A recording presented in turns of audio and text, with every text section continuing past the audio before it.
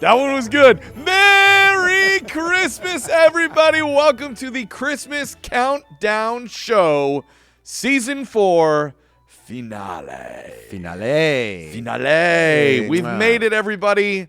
It's bittersweet. These are always very fun episodes, usually long episodes. What? And but it is bittersweet. It's exciting that we've made it to the mountaintop that we've been working towards. We have been working towards this, yeah. But it is the end of the season, so there's all those feelings.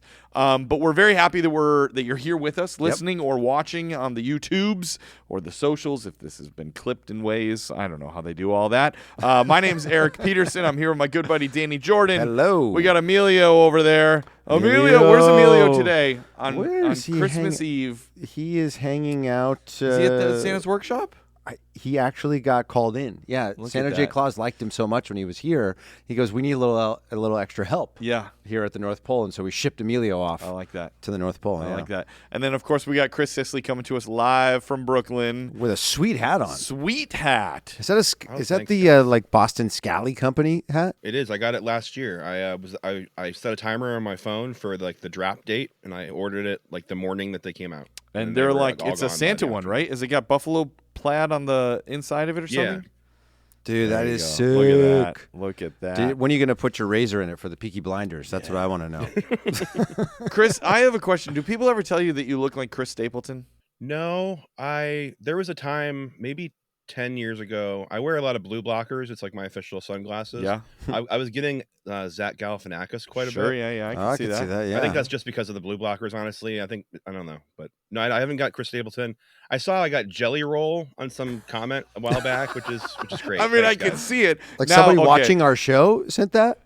Or watching Disney Countdown, or so, was it one of the two? Well, now I don't know what it was. I need a picture of Chris, but we need to put like Christmas tattoos all over his face. Yeah. That would be cool. There are apps that do that, so we're going to make that happen. That's true. But folks, we are here. This is the last episode of the season. It's true. We have so much to get to. A lot to unpack here. We're going to jump in pretty quickly. But I will tell you that our list today is our top 5 finishing of our top 10 boy bands / pop punk Christmas songs. So we got boy bands for Danny, pop punk songs for myself. We should have switched it for the top 5. That would have been fun. That would have been to find out what. Maybe that's what we should do for the bonus episode. I'm to give you woefully unprepared for that. That's pretty good. That might be kind of fun, right? Yeah, because I like pop punk rock. I know you do, and I like boy bands. You love them. I like them. I like them. Tell me this. I was listening to the radio on the way in, yeah, and Pentatonics was singing. Okay. And I was like, would we consider Pentatonics a boy band? I know there's a female member, but they're doing tight harmonies. Right. Some minimal dancing, but as you said, not all boy bands dance. That's true. And I was listening to a song, and I was like, they are a little boy bandy. I would call them a vocal group. Different than a boy band. Yeah, it's sort of like I was wondering, like, would Dan and Shay be considered a boy band? Sure. But they're a duo, sure, I think. Yeah. I feel like you have to have 3 or more. Okay. And it has to be all guys. Okay. Seems sexist, but okay. I'm not trying to be. Like if we were doing vocal groups, sure, then yes, I would include. But like boy bands are boy bands. There were also girl groups, sure, like Eden's Crush, yeah, and Spice Girls, yeah, and Bewitched. I don't know Bewitched. You don't know? Oh, C'est La Vie. Say you will, say you won't, say I'll do what you don't. Say it's true, say to me, C'est La Vie. They're Irish. Do you remember them? Anyone? Everyone's staring at me. Silence. Right. You've never heard of Bewitched? I met Bewitched. Well, there you go. Do you know where I met them? Ireland? Close. We could sit here for probably an hour and you would never guess. Let's not. Tell me. Neverland Ranch. Okay. You would have never guessed that, would you? I would not have guessed that. Let's move on from that story. Years. You know who else was there that night? Bringing it back to boy bands? Backstreet Boys. Nick Carter, Aaron Carter, Mike Tyson, Chris Tucker, and me. What a party, friends. At the Neverland Ranch. It was. It was a good time. It was Michael's 45th birthday. Anyway. There we go. But yeah, I wouldn't consider Pentatonics to be a boy band. I would consider maybe Straight No Chaser to be a boy band. They're an a cappella group. See that? But so is Pentatonics. I know. I don't know. I think it's because Pentatonics now, correct me if I'm wrong here, maybe they really are just getting very good at their beatboxing, but it sounds like whatever song I was hearing on the radio today sounded like it did have a produced track. Was it up on the housetop? I can't remember what They have done some stuff. I feel like they did some stuff with Meghan Trainor that had some produced tracks behind it. But I feel like the stuff that's just them they do is a cappella. Now, honestly, like I've tried to beatbox along with Kevin Alushila sometimes, and I'm like, this is like a tripled track. He's very good. Like there's so many sounds, Yeah. but I also know there are certain people in the world who are just that good Yeah, they can get at making multiple sounds tracks sounding. Yeah. while they're like breathing in, they're making sounds. Yep. It's unreal. Yeah. But no, I wouldn't consider it Pentatonics to be a All boy right, band. that's fair. But vocal. But you'll hear our list later in the episode. It's coming up. First, we should tell people to make sure that they rate and review. Follow us on the Yes. socials. Christmas Countdown Show on Instagram, TikTok, Threads. True. You can also watch full videos on our YouTube channel, which is very cool, which is youtube.com/Countdown Network. Speaking of, one of our most loyal sent us or posted on our Facebook group, our Patreon group, that she was playing. She's in Australia. Yes. This is Fairly. Oh, I saw this video. Did you see this video of her in the playing classroom? Pun Time for Christmas? Let's be honest. They did not look like they were She loving was like, they loved it. And I was like, they look like they loved when it ended. But they also look like they were like 12. They were a little older, yes. The sweet spot for this song is like probably 4. 3, 4. Like my children who are 3 and 6 like it. My 3-year-old loves it. I'm guessing the 12 and 13-year-olds are like, whoa, you hear that new banger that just came out? Yeah. Pun Time for Christmas. Yes. By these nerds. That video, it was funny, though, to see kids in Australia watching Isn't that Pun wild? Time for Christmas during class. Like I never in my life did I think that when we started making this podcast that a few years later we'd be making a music video, a rap music video about puns, and children in Australia Would be watching it in would be class. shaking their heads to it. I also saw in the Facebook group, somebody posted a video, I can't remember who it was, that they were showing Cow Christmas to their son. Oh yes. And he was kind of loving it. And he was like a 26-year-old looking guy, you know. And then his girlfriend came in and she was like, I love this. And I was like, Is that why you wore this sweater today? it was a little here, bit. I Eric? wore my cow. I can't remember. Did you give this to me? No. Did someone send this? You wore it. You just showed up to the studio. With it. I found this. I believe so. I don't know I all your couldn't remember purchases it. that you make. There in was your part life. of me thought that maybe like a listener had sent this in. Somebody sent us like a big like tapestry. That was you Simon, got. and Simon. that's up at my house. I swear you. But maybe I found this. You got this, yeah, because Okay. you showed up. I couldn't remember. What was the countdown last year where you came in this sweater, and I didn't piece it together that the reason you wore it was because it was going to be your It was number all one. leading towards Cow Christmas. And you're like, let it wash over you, Danny. Just let it wash over you. But my favorite feature of the sweater, and you have to go to YouTube to see this, is that it has a cup holder Yep. built into like in the trough. Yep. Which is just brilliant.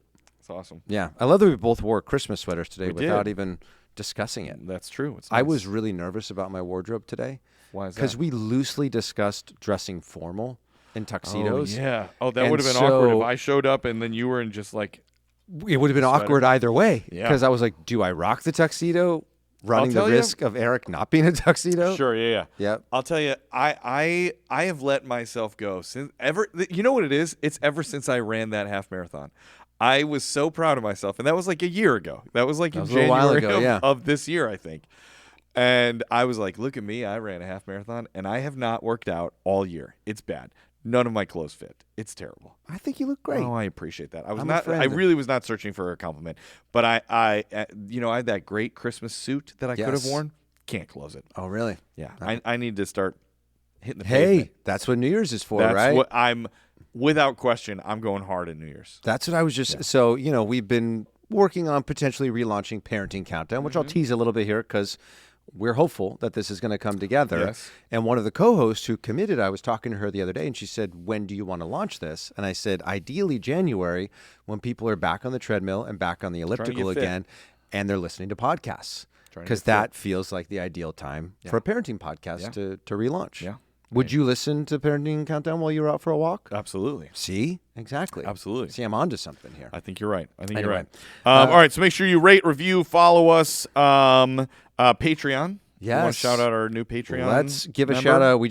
This probably will likely be our last new member of the season since this is our finale. But if you still want to join, the community lasts all season long. We do special little bonus off-season episodes that we make available to the Patreon as well. But the name of this person is really a strong one. Ooh. This feels like it could be a new name for one of Santa's reindeer, It does. doesn't it? It does. This would be like the leader of the pack. Yes. Right? And that is Ranger. Ranger. Ranger, welcome to the Christmas Countdown crew. I don't know where Ranger's from because Ranger opted out of receiving, I think, the mail stuff. That's fair. I believe. That's fair. We respect your privacy. We respect your privacy. Maybe Ranger is a reindeer up in the North Pole. So when listen to the show, there's a reason why can't give away the address. Cannot give that information away. That is exactly top what it is. secret. But welcome, Ranger. We are so thrilled to have you, and Merry to our Christmas. entire Patreon fam who have been with us not just throughout the holiday season, but so many people have been members since year one. Yes. And they have continued to support us and encourage us. And it's not just that beacon of light during the holiday season that I love. It's the way that people stay involved in each other's lives. Yeah. January through October, it really is, we so often talk about, not just on the show, but in life, of like, how do you keep the spirit of Christmas alive throughout the year, of community, of hope, of togetherness, of kindness. And that community that we're so fortunate to be part of with those people is that reflection of that all year long. So if you're looking for that in your life, you can join our Patreon. You get immediate access to that private group. And that's that. But speaking of, we do have a member of our Tree Topper. Tree Topper. That was like Red Robin. That's where I was going for. Yum. Yeah. I like that, which is right next door to where we're at, There you actually. So Sarah Donuts, who we love so much, who we have some mail to open from here. Sarah reached out to us. Part of being a member of the Tree Topper level is that you get to share a top 5 of your choosing On the show. Amazing. And so Sarah sent us a really fun voice note that you have not listened to yet. I haven't listened to all of it. I listened to the beginning. I was like, this is really funny. I'm going to save it for the show. So I sent it to Chris. Chris, can you go ahead and play that segment from Sarah, please? Okay. Sarah Donuts here, calling in with my top 5 list that I've just created. I was going to do movies, or I was going to do memories, or food. But then I was listening to an episode from last year, and I have got a bone to pick with you guys. Oh, boy. I love you guys. I think you're great. I agree with 97% of what you say. That's fair. Even down to bananas are bad, pumpkin is unpalatable. Yes. All these different weird things. I also have a pedestrian palate. But listen, cranberries. You have given cranberries a raw deal, man. And I'm from New England, and I just feel like I need to stand up for the humble berry known as the crayon. So here's my top 5 reasons why cranberries are awesome. Number 5, great. cranberries are very healthy. They're full of antioxidants. I knew that. They have proven to prevent certain cancers. They improve your immune system. Oh, That was They good. decrease blood pressure. And women in particular get a lot of benefits from taking cranberry supplements. So there's that. Wow. Number 4, they grow in bogs. Now, the first cranberries were recorded in Cape Cod in 1816. So they're historic. Sure. They're grown in bogs. And when the berries are ripe, they flood the bogs, and all the ripe berries float to the top, and then they just kind of skim the top of the water and harvest all the berries. Yeah. So it's a pretty cool harvesting process. That's like in the Number commercials 3, when they're, like, in cranberry those, juice like, is little a lakes. perfect mixer. Now, I have been sober for 4 years in February, and I was quite an accomplished drinker in my day. But in getting sober, I had to find other fun things to drink, and I have found that cranberry juice mixed with seltzer, with ginger ale, is just a really nice fancy drink that I can have at the holidays. So I feel like I'm not left out and I get my fancy drink. So, it's a perfect mixer. And it also works for, the cran and vodka crowd and all those folks. So Number 2, this is a really good one. Okay. I just had to throw that in there for Eric. Yeah. Number 2, canned cranberry sauce is dope. That is my favorite cranberry sauce. I won't touch any other kind of cranberry sauce. Just the canned stuff right out of the can, sliced along the lines left by the can. Oh, I know what you're talking about. And it's a necessity for the next day when you're making your leftover sandwiches with your turkey and your stuffing, and then a little drop of cranberry on the top kind of mixes in with the mayo, and you get that tangy little sweet thing to go with the dry savory that's the rest of the thing. Oh my God. Sandwiches are not the same without the cranberry, man. It's a necessity. Okay, my top reason that I love cranberries. When I was little, we had a book at our house, and it was called Cranberry Thanksgiving. It's by Wendy Devlin and illustrated by Henry Devlin. And it was just a sweet little story about this lady in New England somewhere who had this recipe that she was known for. And I think this guy tried to steal it or something, or he was the cranky guy. There's capers and there's a story, and then it ends just lovely. And it's a real beautiful holiday story. So that book has a special place in my life. And my mother even bought me a brand new copy of it when I left home so I could have my own copy in my house. And it's one of my treasured possessions. So I just thought I would give you a top 5 informative list, as it were, of why cranberries should be given a second chance. Because, dude, cranberries are dope. I think that's it.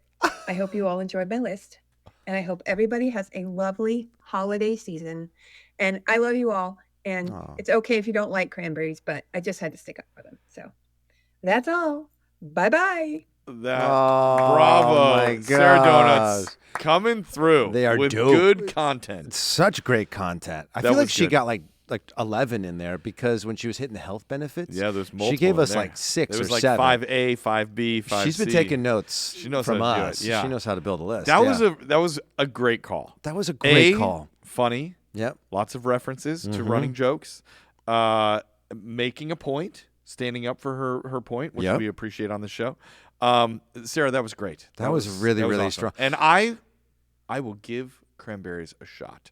I will say she does align with you more on the palate side of things. Sure. Because like I like bananas and I like pumpkin pie. Yeah. And I'm not super anti cranberries. I just don't like, it's not like my go-to Sure. item. Speaking of, I was at Disneyland with my family yesterday, Yeah. and I'd been wanting to try this sandwich. They have a Thanksmas sandwich I there. saw that, yeah. And it's got cranberry on it.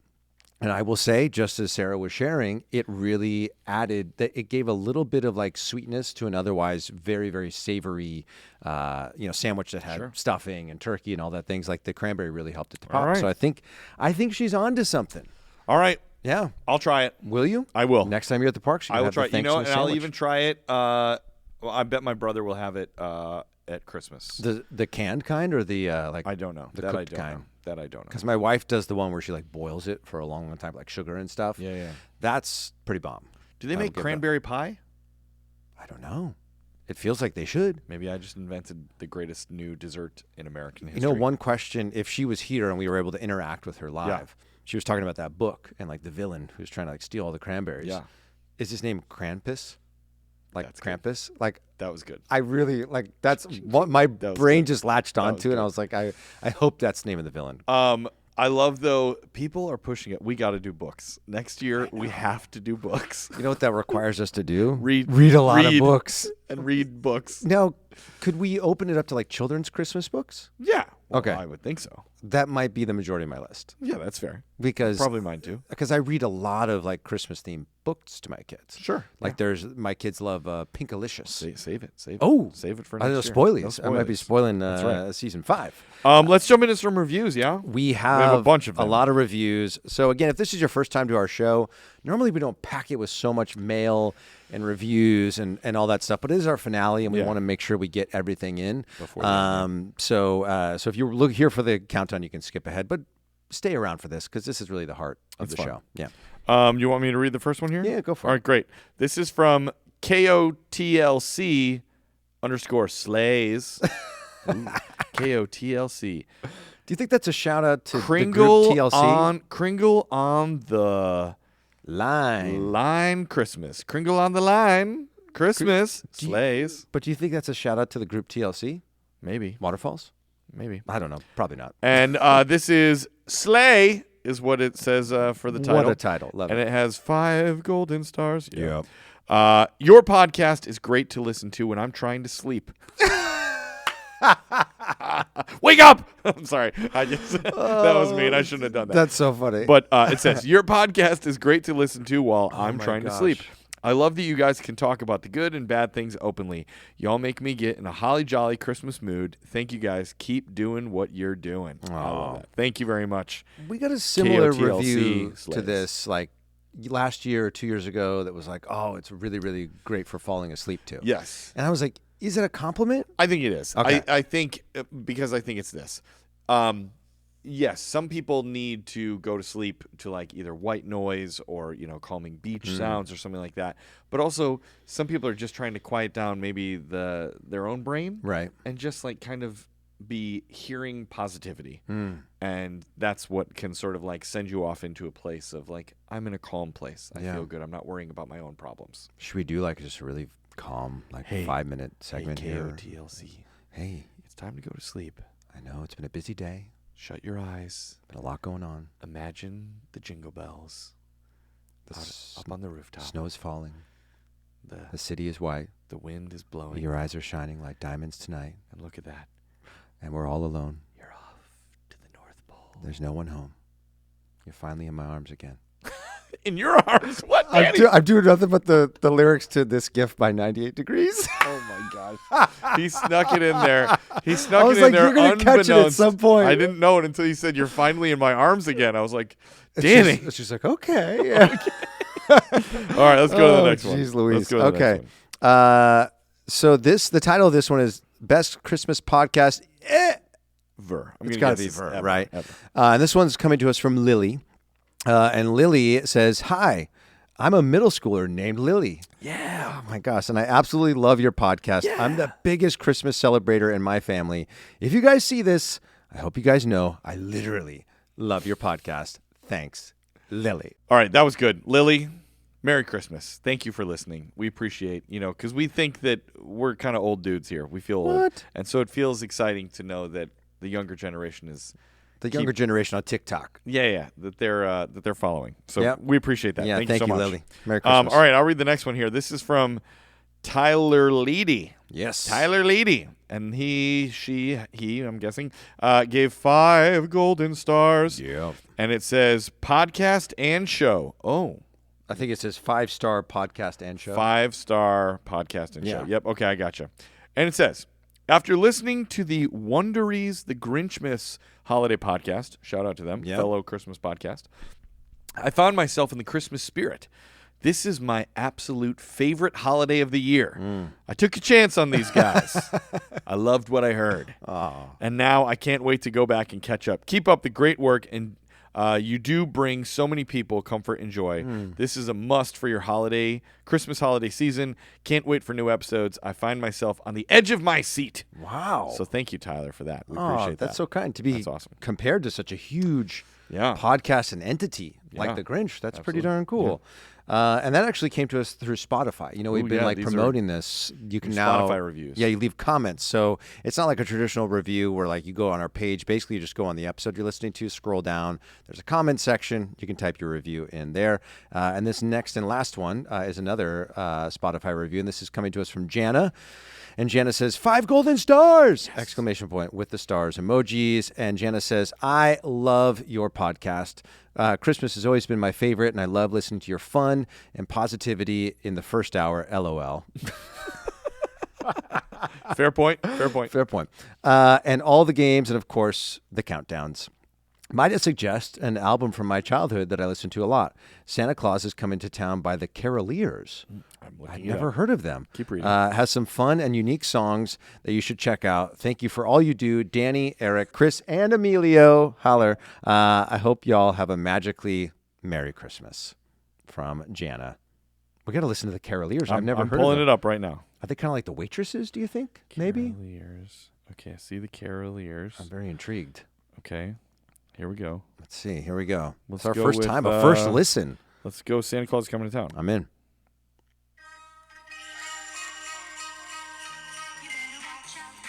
Yes. Kind of Andrew's sisteries. Andrew's sistery. Ooh. Is he in the group too? That is so fun. That is peppy. It's got a very, and even like the picture is very 60s. Now, are they like a current group that's trying to sound classic, or maybe an actual classic group? Well, looking at when these albums are released on Spotify, but this doesn't necessarily mean that this is true. They came out in 2019, 2021, 23, but I can't tell. You know what I mean? Like, I don't know if they were just like released on Spotify at that time, because the artwork looks very 60s. It does look super classic, right? ish. Let's see. I'm trying to do a quick Google search on these individuals and see if we can find anything on them. Because you know how there's those groups who sort of want to do a tribute vibe, right? Yeah. And so they'll dress in period costumes and sing sort of that vibe. I wonder if the Caroliers are a similar sort of vibe. We'll have to find out. I don't know. We're gonna have to do a deep dive into the Caroliers. So come back, Yes. season 5 for our top 10 Carolier songs. That's right. Everybody. It's they might only have 5. But they may. It'll be a top 5, and we'll all have the same song. But anyway, thank you, Jana, and everyone else for reaching out. Not just this episode, but all the reviews that were left all season long through DM and email. We appreciate y'all very, very much. Now, we do have an audio message that came in from one of our loyal listeners, and it's actually from someone who sent us a gift. Oh. Remember the Judy Garland bag? Yeah. That had the candle in it. So Anna was listening to us opening up this package, and she had a little response to some stuff that came up when we were opening it. So I wanted to share that with everybody here. Here we go. I'm cracking up listening to you guys opening my gift. You're welcome. And the candle. I didn't go back and finish filling in after I went back and listened to the bonus episode of Sniffing the Candles and just saying it's masculine. So to be honest, when I bought it last year because it just had Christmas countdown, I never smelled it, and I smelled it and it didn't smell Christmassy to me. So I was like, shoot, are they going to like it? Are they not going to like it? I don't know. I'll go back and listen to the bonus episode. I'm glad you like the smell, but I don't think it smells Christmassy. I just bought it for the packaging. And it's the shows. So I guess, you guys can decide who gets to take it home. You're welcome. And enjoy the coffee, enjoy the hot chocolate, and Merry Christmas. I can't wait for episode 2. Oh, I'm cracking up. I love that. That's so great. Do you remember when we were reading the card? I have it here. It said, it is masculine, comma. And I was trying.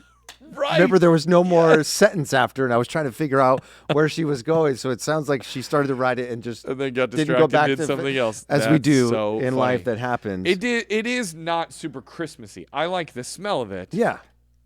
And it is masculine. But apparently she didn't mean it to be for one or the other. So I think when we play our game today, that whoever wins the game I think is going to get that candle as a prize, which is super fun. Speaking of swipe or no swiping, though.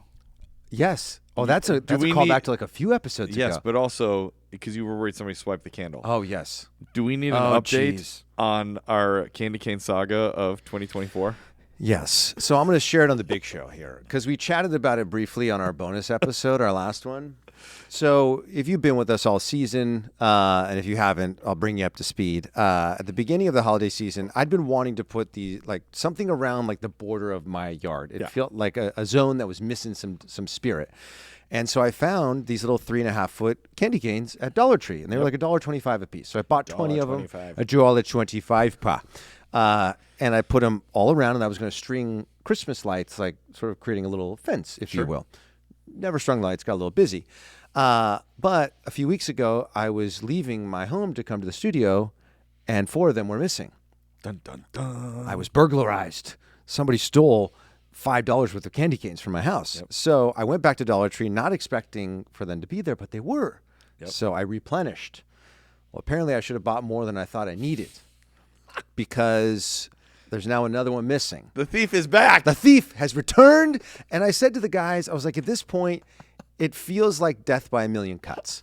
Because next, you know what's going to happen next is you're going to replace that one, and they're going to come back. They're just going to cut off part of it. So every day that Christmas goes like an advent calendar. Bit less of by the end, there's just a little stump of my candy cane left. But this time they just took one, and so now I'm torn. Do I replace the one? You got to. At this point, out of principle, and I feel like I have just to. as an experiment to see if it gets stolen again. Maybe the thief was trying to do like a little Christmas tree pattern in his lawn, so like 1 and then 2 and then 3. Yeah. So he grabbed 4 last time, and he's like, I just need one more to complete my little tree. But what pattern. are they doing with them? Are they, did they put them up at their house? I don't think they did because 2 of the 4 they took, they left the stakes in the ground. Listen, so I have my own stakes. Cane? I mean, whoever took them has their own stakes. But anyway, I just wanted to update you all. 1 more has been stolen. Fortunately, no more have disappeared since then. But I've really been debating with myself, like, do I create a sign and put it in my yard over there, looking at that spot as a picture of Santa, is like, I'm watching you. Keep sort of your situation. grinchy little fingers off my candy Yeah, canes. exactly. You're Oh my you're on the gosh. naughty list. All right, we got some fan mail to open. Oh my gosh, we have so much Let's fan get to mail it. to get to. Let's get through. Should we do all the cards first and then go Sure, to the packages? yeah. So we got a gaggle of cards here. Lots of cards here. There you go. 2 for you, 2 for me. All right, this first one is from Debbie. Debbie. Ooh, I like this. Turn on the twinkle. That's On the awesome. back there, I didn't "'Tis even the see that season." sticker. That's fun. I gotta say, it's been very exciting to go to the P.O. box and find all this merry mail. I actually waited in line for 25 minutes to pick up a package this morning Whoa. that's a long because time. the line was so long. Yeah. That's a great. Golly, Let me see. I love Oh, a good vintagey Santa picture. that's classic. Golly, I love a good Santa Is it like a Norman picture. Rockwell vibe?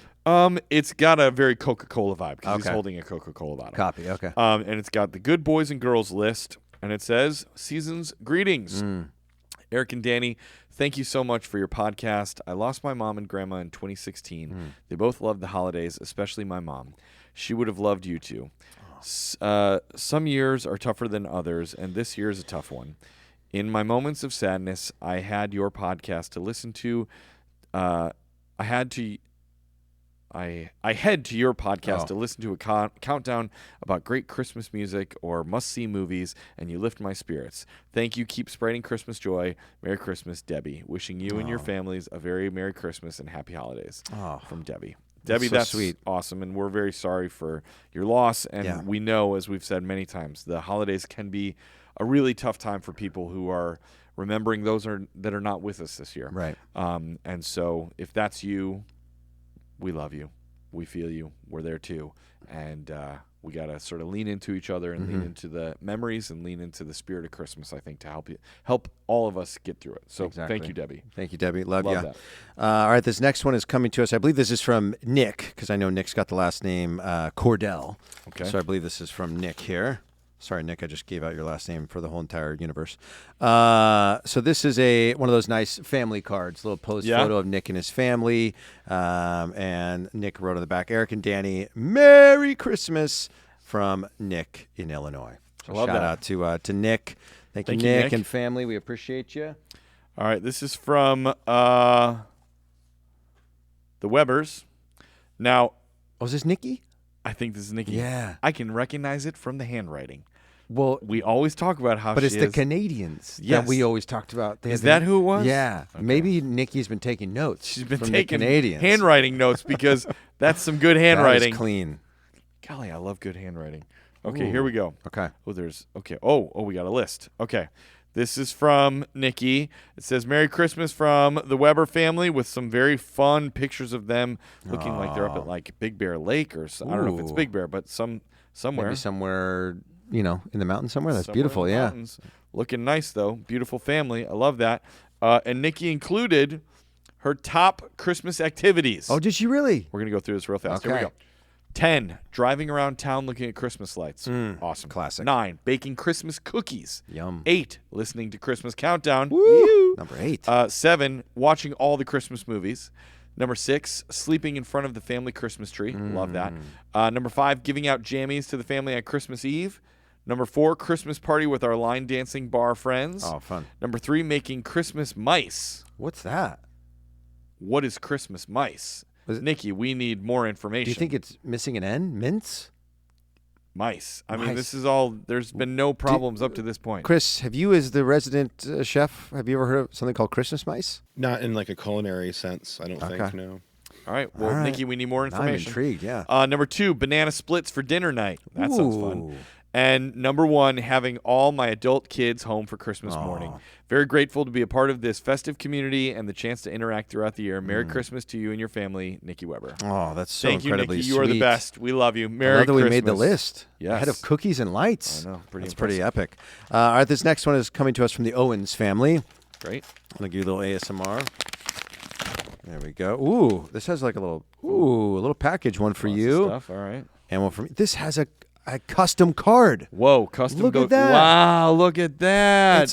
It's a brick It's fireplace. our little fireplace. Yep, with a little Chris stocking, a Danny stocking, an Eric stocking, and an like- Emilio stocking. And I like the way they did the letters. The on letters are our so stockings. great. CD. And, nice little note inside here. Okay. Oh, my goodness.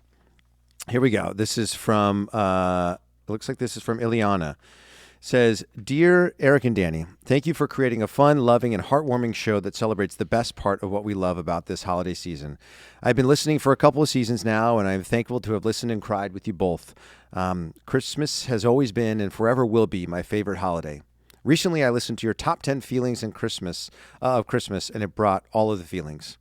My mother was a huge fan of Christmas. She always brought the light, the camaraderie, the decorations, and the delicious food for the holidays. I was very young when my parents and two older sisters and I moved to America from Brazil. And living in a community where we didn't speak the language, we only had each other to share our Christmas. We built our Christmas and traditions together. And as time passed, we got to know other Brazilians who lived near us, and our house became the hub where all of those who didn't travel back to Brazil came to celebrate. My mom never knew a stranger. She passed away 5 years ago. I struggled during that first Christmas. I wanted the memories to last, but it was hard. I also had my first child during that time, and I struggled with mourning the loss of my mom during her favorite season and creating new joy and memories with my son. With time and the addition of my daughter, the pain and sadness has lessened. I've slowly found my love of Christmas again, building up the feelings I felt as a child to give to my children. How to honor my mom, to do what she did for me, my sisters, and her Brazilian friends. This year, we lost another matriarch in our family, my husband's granny, and she too loved Christmas. It had been hard for the family, and the joy was low, but a little nudge from the Christmas spirit encouraged my husband's aunt to decorate, and it's what we needed. I pulled up to their house and saw the Charlie Brown cutouts and Grinch decorations, and my heart hurt, but also filled with love. Granny would be so proud. That's probably why your episode resonated with me so much. It all has to do with what we want to feel and share with our children, just like my mom and Granny did for us. It is the best way I know to honor them both. Thank you for your show and the space for all of us to feel. You both helped me feel the good feelings and sit in the sad ones. But in the end, we are all together, full of love. Merry Christmas and happy holidays. And then she goes on to say, P.S., and this is a little tease to what's coming. The ornaments are my attempt at your logo faces. Hope it makes you smile, or at the very least, laugh. First of all, Ileana, thank you so much for that. Yeah. Very kind note, and Merry Christmas, and to your whole family. Yeah. And yes, it's sort of what we were talking about just a moment ago, that, this can be a tough time, but we got each other, and we relish in the memories. Yep. This ornament is spectacular. Oh my it's gosh. It's so good. So oh first my of all, gosh. It's on a little tiny piece of wood, which I love. Stuff This that's is on like wood. a callback. Yeah. Because we love And making the ornaments little out ornaments of the fresh cut. Yeah. And that's what it looks like. And then on the Oh back my it says Merry gosh. Christmas from Ileana with the year. And then she's done a wonderful job drawing our faces Look at from that. our logo. Makes me want to grow my mustache back. I was wondering if you would this season. I know. Oh my man, gosh, that's this so is good. awesome. This makes it look like I have so much hair than I do, and I appreciate that, Ileana, so much. I'm hanging it on the tree right now. Oh, that's beautiful. Yep, it has to go on the tree for sure. There we go. There we go. See if I can find a good spot. Love it. All right, so that's our letters, but we do have a few packages to open. So I'll pass this first one off to you if Okay. you want to do that one, and then I'll Okay. grab the next one here. This is from Sarah Donuts. Yeah. All right. We'll see If it's not fresh donuts, I'm going to be really bummed out. Maybe it's like a whole bunch of cranberries. Ooh. A can of it. All Just right, two there's cans. a lot here. All right, this is to me. Okay. This is to you, Danny. That's me. This is just here. I'll say what that is in a second. Okay. This is. Ooh, that's wrapped in bubble wrap. wrapped in bubble wrap. Maybe I'll open the card and then we'll see what happens. Yeah, let's do it. All right, to Danny and Eric, here we go. Do we like stick? Now, this was in a package, but what's our feeling? Do you need to close an envelope or the tuck? Does the tuck work for you? We've talked about this before. I think it depends on if you bought the card on the way to the gathering or not, That's fair. because you don't want to have a moist thing Sure, like, yeah, oh, yeah, you just yeah, bought this. Yeah. All right, it says this Christmas card comes to you to tell you what a kind, caring, wonderful person you are. Aw. And inside this card is another card that gosh. says, you mean a lot to me. And inside this card is another one that says, you deserve a great holiday. That's great. And also, all these cards have that great that husky that gets used in the memes a lot of Yes. the happy husky. Yep. And inside this card pull is a tiny but heartfelt hug. That is my favorite Christmas card I've ever received. That is a great card. Oh, and then on the back, and one more thing, Merry Christmas. What oh a my cool gosh. card. Okay, now we'll read the message. That Yeah. is awesome. Danny and Eric, Merry Christmas. I've so enjoyed this podcast. I've been going through some rough waters mentally, and have this podcast to binge at work. Having this podcast to binge at work has really helped me calm my brain and get into a joyful place. So that all being such a gift, as it were, I wanted to return the favor. There are some ornaments made from Vermont maple trees, some maple candy. That's right here. You can look at that, Danny. Hopefully the not a sweets guy who is actually a closet sweet lover will enjoy them. I'm sure the elf guy will. I'm also sending some of my Christmas cookies. That must be what's in here. This card reminded me of your energy and tangents. The ingredients and even the card were paid for by Mrs. Claus. Story on Christmas Countdown Facebook page. Merry Christmas and happy holidays to you and your families. Thank you, Sarah Donuts. P.S. I'm hoping my writing looks more Canadian than American. Oh my gosh. And it does, Sarah. That is good handwriting. Yep. Not quite Canadian, but I would say it bridges the gap. it bridges the gap. Yeah. You're probably from Minnesota. Yeah, you're close. You're close. You're close to the. That would be the state That is a line. great. Yeah, That's great. that's. Oh my gosh. Did you see that story that she shared that she was out at the grocery store and the lady in front of her Yes, I paid did see for that. all of her stuff? I did see And that she said she story, kind of yes. resembled Mrs. Claus. And then when she Yeah, walked and out then to she say, couldn't find her in the parking lot. Yeah. That's is really Christmas cool. magic right there. Love that. I will try one of these candy. I do like maple. Okay, let's try. I am Open a fan them of. Should I crack them open? yeah. Let's do it. Okay. Oh, I'm let's do our opening- gift first. I'm Okay. opening the ornament here. Okay. Here we go. Ooh. Oh, I love it. This is the one that's made from the maple tree. Is that right? Did it say that? I think she said they're from Vermont maple trees. Crafted from native rock maple, made in Middlebury, Vermont. Ooh, smell it. It's got a nice little woodsy, Great lacquery wood smell to it. Yeah. Mine's a cow.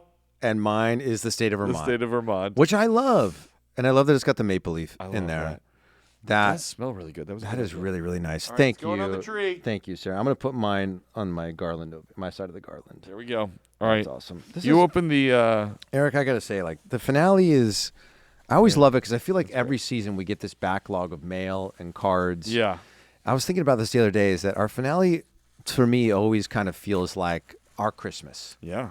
It's the show's Christmas. Absolutely. Where we open gifts, we open cards, we really recap what everything has meant to us. So thank you, everyone, for helping to make this possible. All right. All right. Well, those are actually, ones that she made? Yeah. Oh, my gosh. Pinwheels to butter and chocolate flavors, no nuts, not gluten-free. Dude, look at what I'm she put taking on this one yours. because there's some cinnamon Imperials Oh in my the gosh. gingerbread man.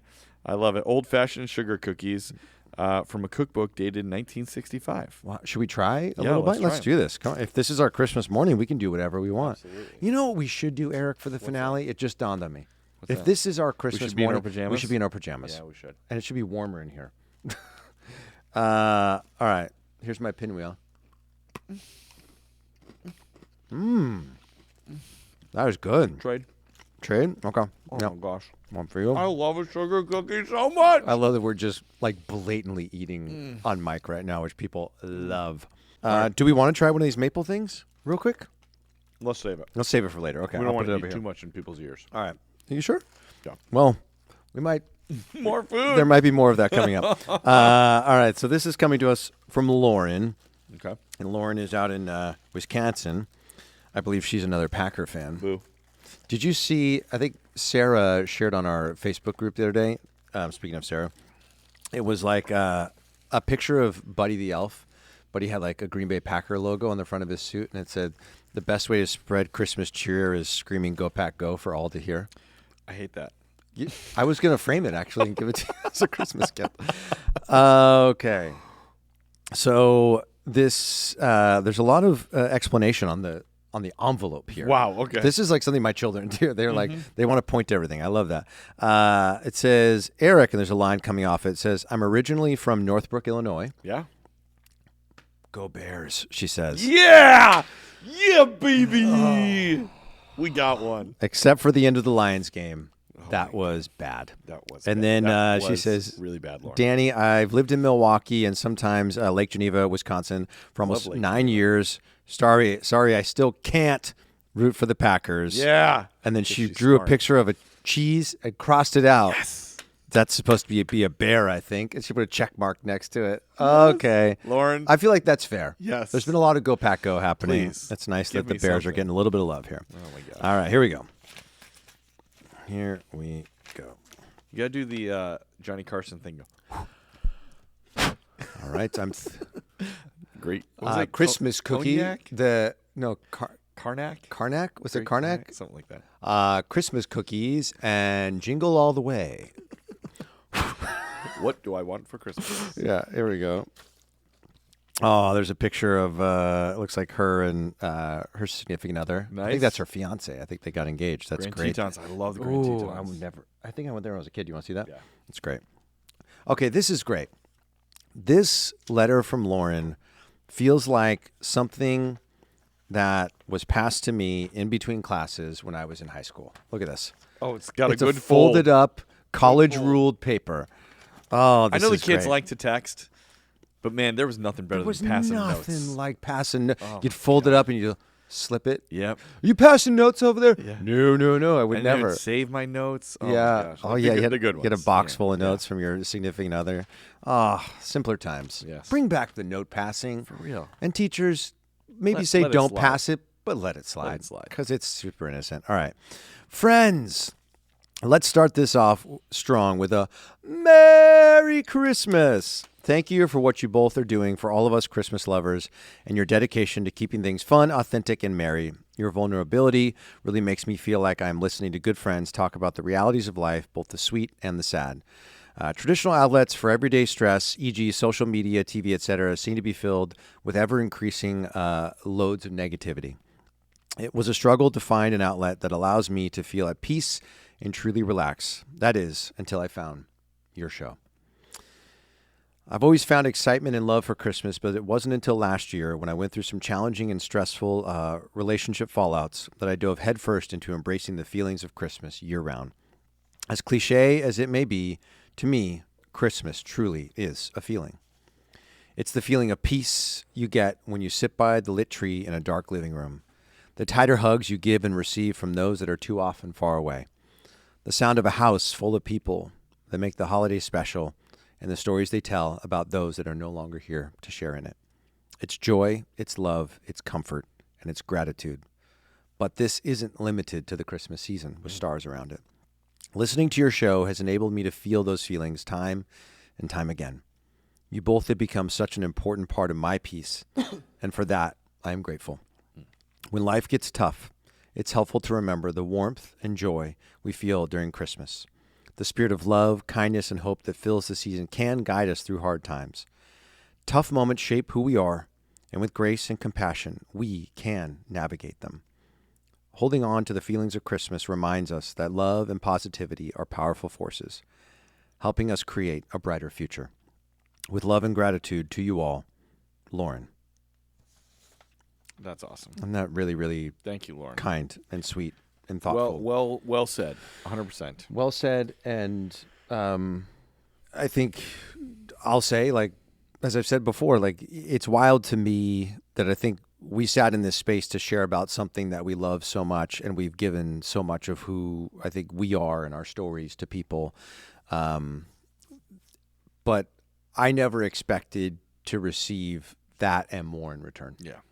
You know, I think as people in the biz, you know, you feel a certain responsibility and a calling in a lot of respects to entertain.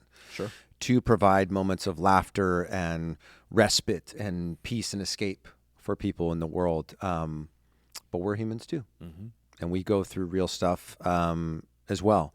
And we navigate tough times as well. And you guys sending these messages to us, it's helpful. And I didn't know if I was going to talk about It's okay. Yeah. I didn't know if I was going to share this on the show today, but but I'm going to, and I'm getting emotional not because I'm sad. I shared this with the guys ahead of the show, but just like you know, Lauren and everyone else have said that we've given you, in some ways, permission to feel both the good and the bad.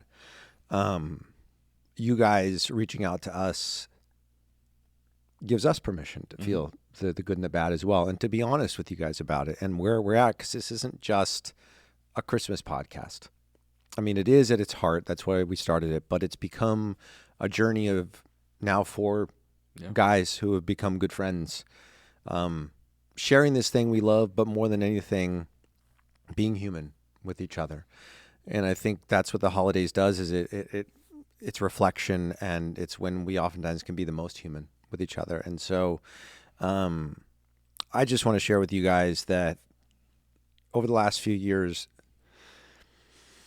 there's been a lot of challenging moments for me that I've, sort of alluded to, I think, on the show about, like, battling anxiety and feelings of depression and confusion and all these sorts of things. And it's been hard. And showing up and doing this show, frankly speaking, as the guys know, has been hard for me at times. And to run the social media and to, like, put out this message of positivity all the time, though it is, like, at my heart who I am, when your head is not fully in that space, you kind of feel like you're living a lie, to an extent. Not to say that what we've done here is in any way disingenuous, but I think I've been on this journey to figure out more of who I am. And because of you guys and your honesty, I feel like I can sit here today and share information that was just shared with me this last week. And that is that I've been diagnosed with autism. And I get emotional sharing it, not because, again, I'm not sad, like I'm not disappointed in myself. It's liberating in a lot of respects, because something in my brain, I don't want to say it's felt off, it just feels different. I process things differently, and I've been trying, because I'm such a fixer, which is part of my neurodivergence and focusing on things. I've been trying to fix this thing about myself that frankly can't be fixed, but more importantly, doesn't need to be. Sure, it's just who you are. It's just who I am. Yeah. And it's what enables me to feel in the way that I do, to connect with people and to relate to people and to be empathetic. And I'm not going to do a deep dive on it here because, maybe we'll save that for a future season or my personal outlets. But I wanted to share it because I've been on this journey for the last few years, and you guys encouraging us individually and collectively and sharing that, like, you've leaned into your emotions more and who you are and where you're at in your journey, whatever that may be, lets me know that I can do the same. And, I'm grateful to know this new aspect of myself. I'm grateful to have information. And really the reason I bring it up, I think more than anything, is that we do have a big platform here with this show. A lot of people listen to this show. A lot of people watch this show. And if there's anything that you might be trying to figure out about yourself, and you're like, something just feels a little bit off, you know yourself better than anyone else. Advocate for yourself. Because it took me 3.5 years of working with professionals to try to figure out what was going on with my head. And it wasn't until I really stood up for myself and I said, no, I need these answers, that I got the answers.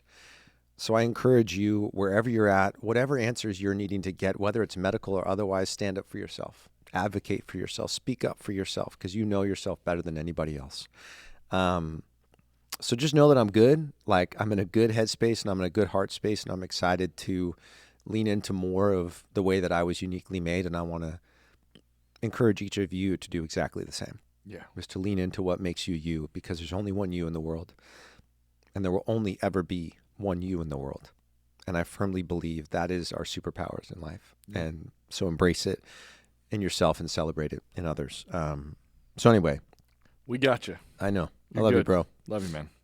Well, thank you. And sorry to sort of divert away, Lauren. There's a package of goodies here, but just something about what you said let me know that that was the time and the space to share it.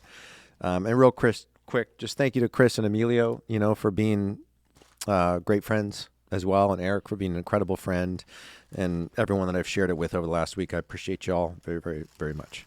All right, here you go. All right, let's see A what we little got package here. of goodies there for From you. Lauren. Fun little bag. Okay. With a bow. Little sweet treats. Ooh, I think I know looking through it I what smell it is. chocolate. It smells like little Hershey Kisses. Oh, it is. Which makes me think of one of my favorite commercials from. The Jingling Bells. Dude, the can we Carol of bring them Bells. back? Oh, it was such I a think great I've seen commercial. it. I've Is seen it back this year. Yeah. Okay. Yeah. I didn't know if I'd seen it on TV or if I just saw it like on social media where people like nostalgic for Christmas past or whatever. I cannot get into this ribbon, but I can see it. They're they are Hershey Kisses. That's the universe's way of telling us no more eating. Don't eat on, those anymore on the mic. podcast. But there are a couple little gifts here Okay, as well let's see here. from Lauren, and thank you for the chocolates, Lauren. That's very kind of you. Here we go. Here we go. Some nice snowflake wrapping paper. Yep. There we go. Ooh, Let's looks like rip some her sort open. of ornament. Oh, I love. Oh, dude. Wow. I don't know if we got the same one, but Oh, get out of town, Lauren. Oh, Right. dude, are yours double-sided? it is. So mine's got knocking on Kevin's door. That's funny. It's hard. And then It's, what's on the back? It's Marvin Harry. Mine's Polar Express. I love that. What's Mine yours? is Sisters from White Perfect. Christmas on the one Which side. you love. And then Faith is believing something when common sense tells you not to from Miracle on 34th Street. Yeah. That is awesome. That is a great ornament. Yeah, and love that. mine has a quote on the back as well. It says, "It's not." I just watched this with my daughters the other day. It's not where you are going; it's deciding to get on. I love that. Which is very apropos in this moment. So thank you so much, Lauren. That's very, very, very Great sweet ornaments. Thank you, Lauren. of you. Thank you. Ornaments, Ornaments. because they came from Lauren. That's pretty good. Boom. All right, we got one more gift, folks. All right. Bear with us. We told you it was going to be long, We're so getting there. we warned you. Okay, so this is coming to us. Oh, this is from Sasha. Okay. Here, I'm going to hand you the card. Great. I'm going to read that, and then I'll. Says, from the desk of Jackie and Sasha Ranking. I've always wanted a card that says from the desk of. Ooh, and a great Jackie and Sasha New York City elopement team. What does that mean? Do they like help people get eloped?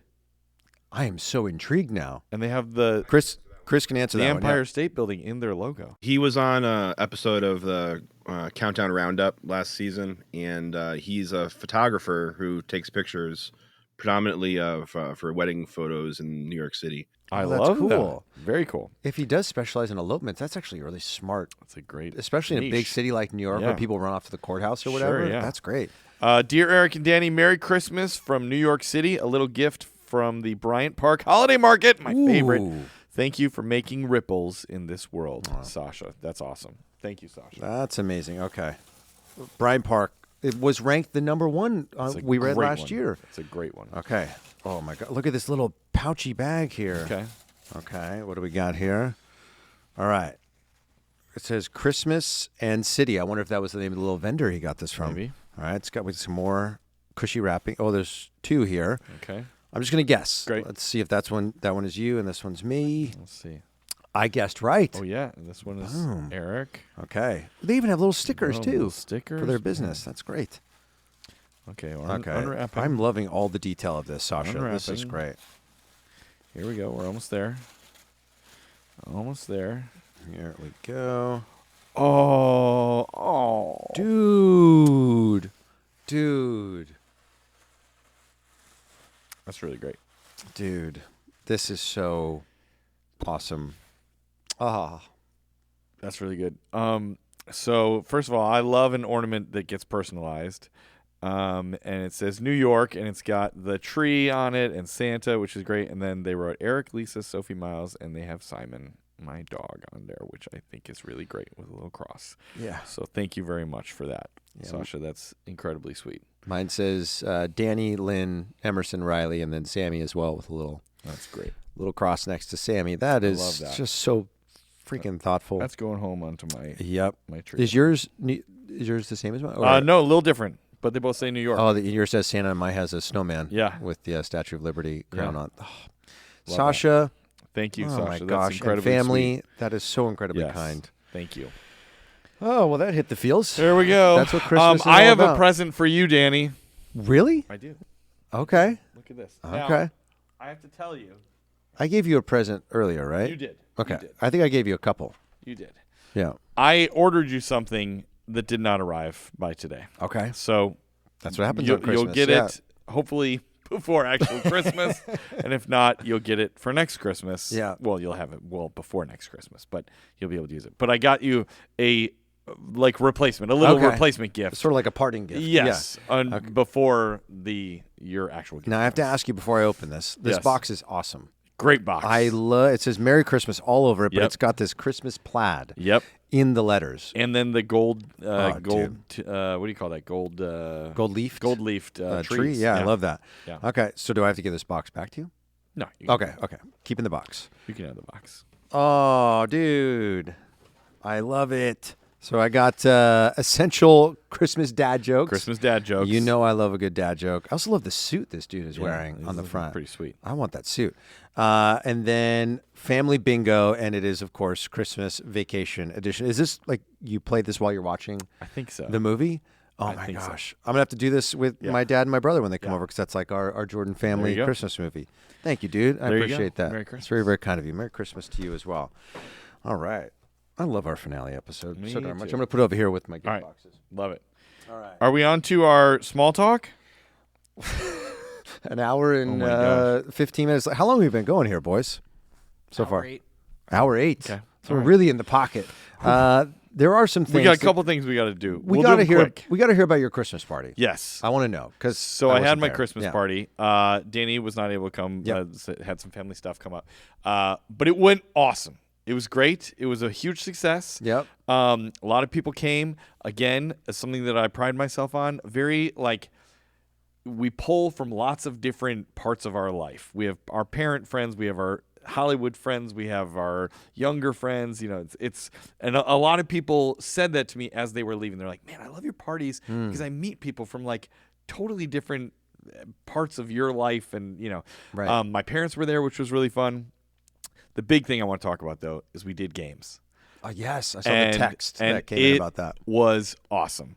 So two things I want to talk about: the games, but then also I talked about this POV camera thing. Did I talk about this? Remember when we were talking about party tips for doing a great party? Giving out cameras to everybody, Yes. right? Well, I used an app called POV Camera. Okay. Not an ad, but it has worked out great. Basically, I downloaded a QR code from their app, and it comes in. They have a nice pre-made little template. I sent the QR code to everybody at the party, and I printed out a few of them and put them around the party. Okay. If people scan the QR code, I think I paid $14 to have 100 people have access to it. Oh, cool. Right?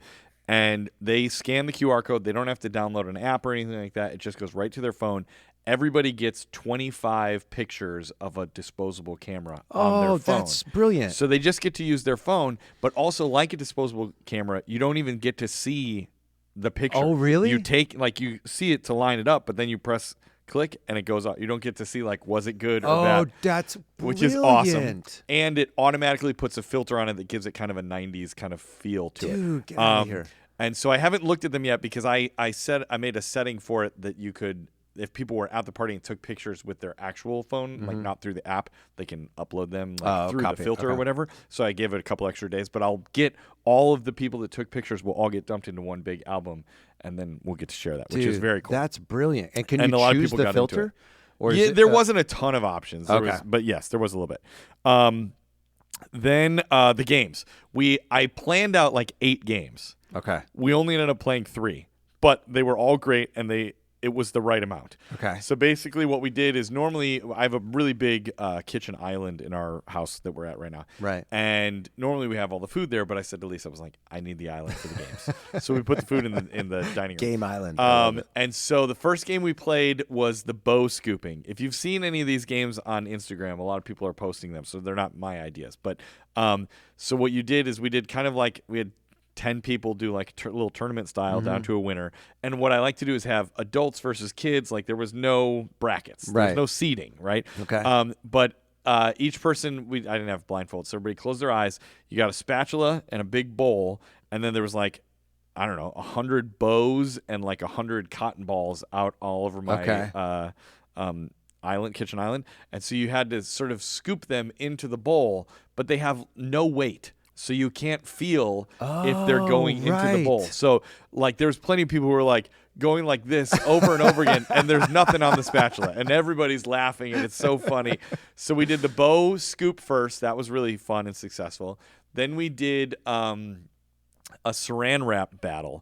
So what this was is I got from Target like a little like glitter nutcracker. It was like this tall. Okay. And then I had my mom wrap it in an entire roll of saran wrap. Oh, wow. And like occasionally changing directions and sort of making it really tightly wound. Right. And then so everybody that wanted to play, and we probably had, I don't know, 20 people, 30 people playing at the time.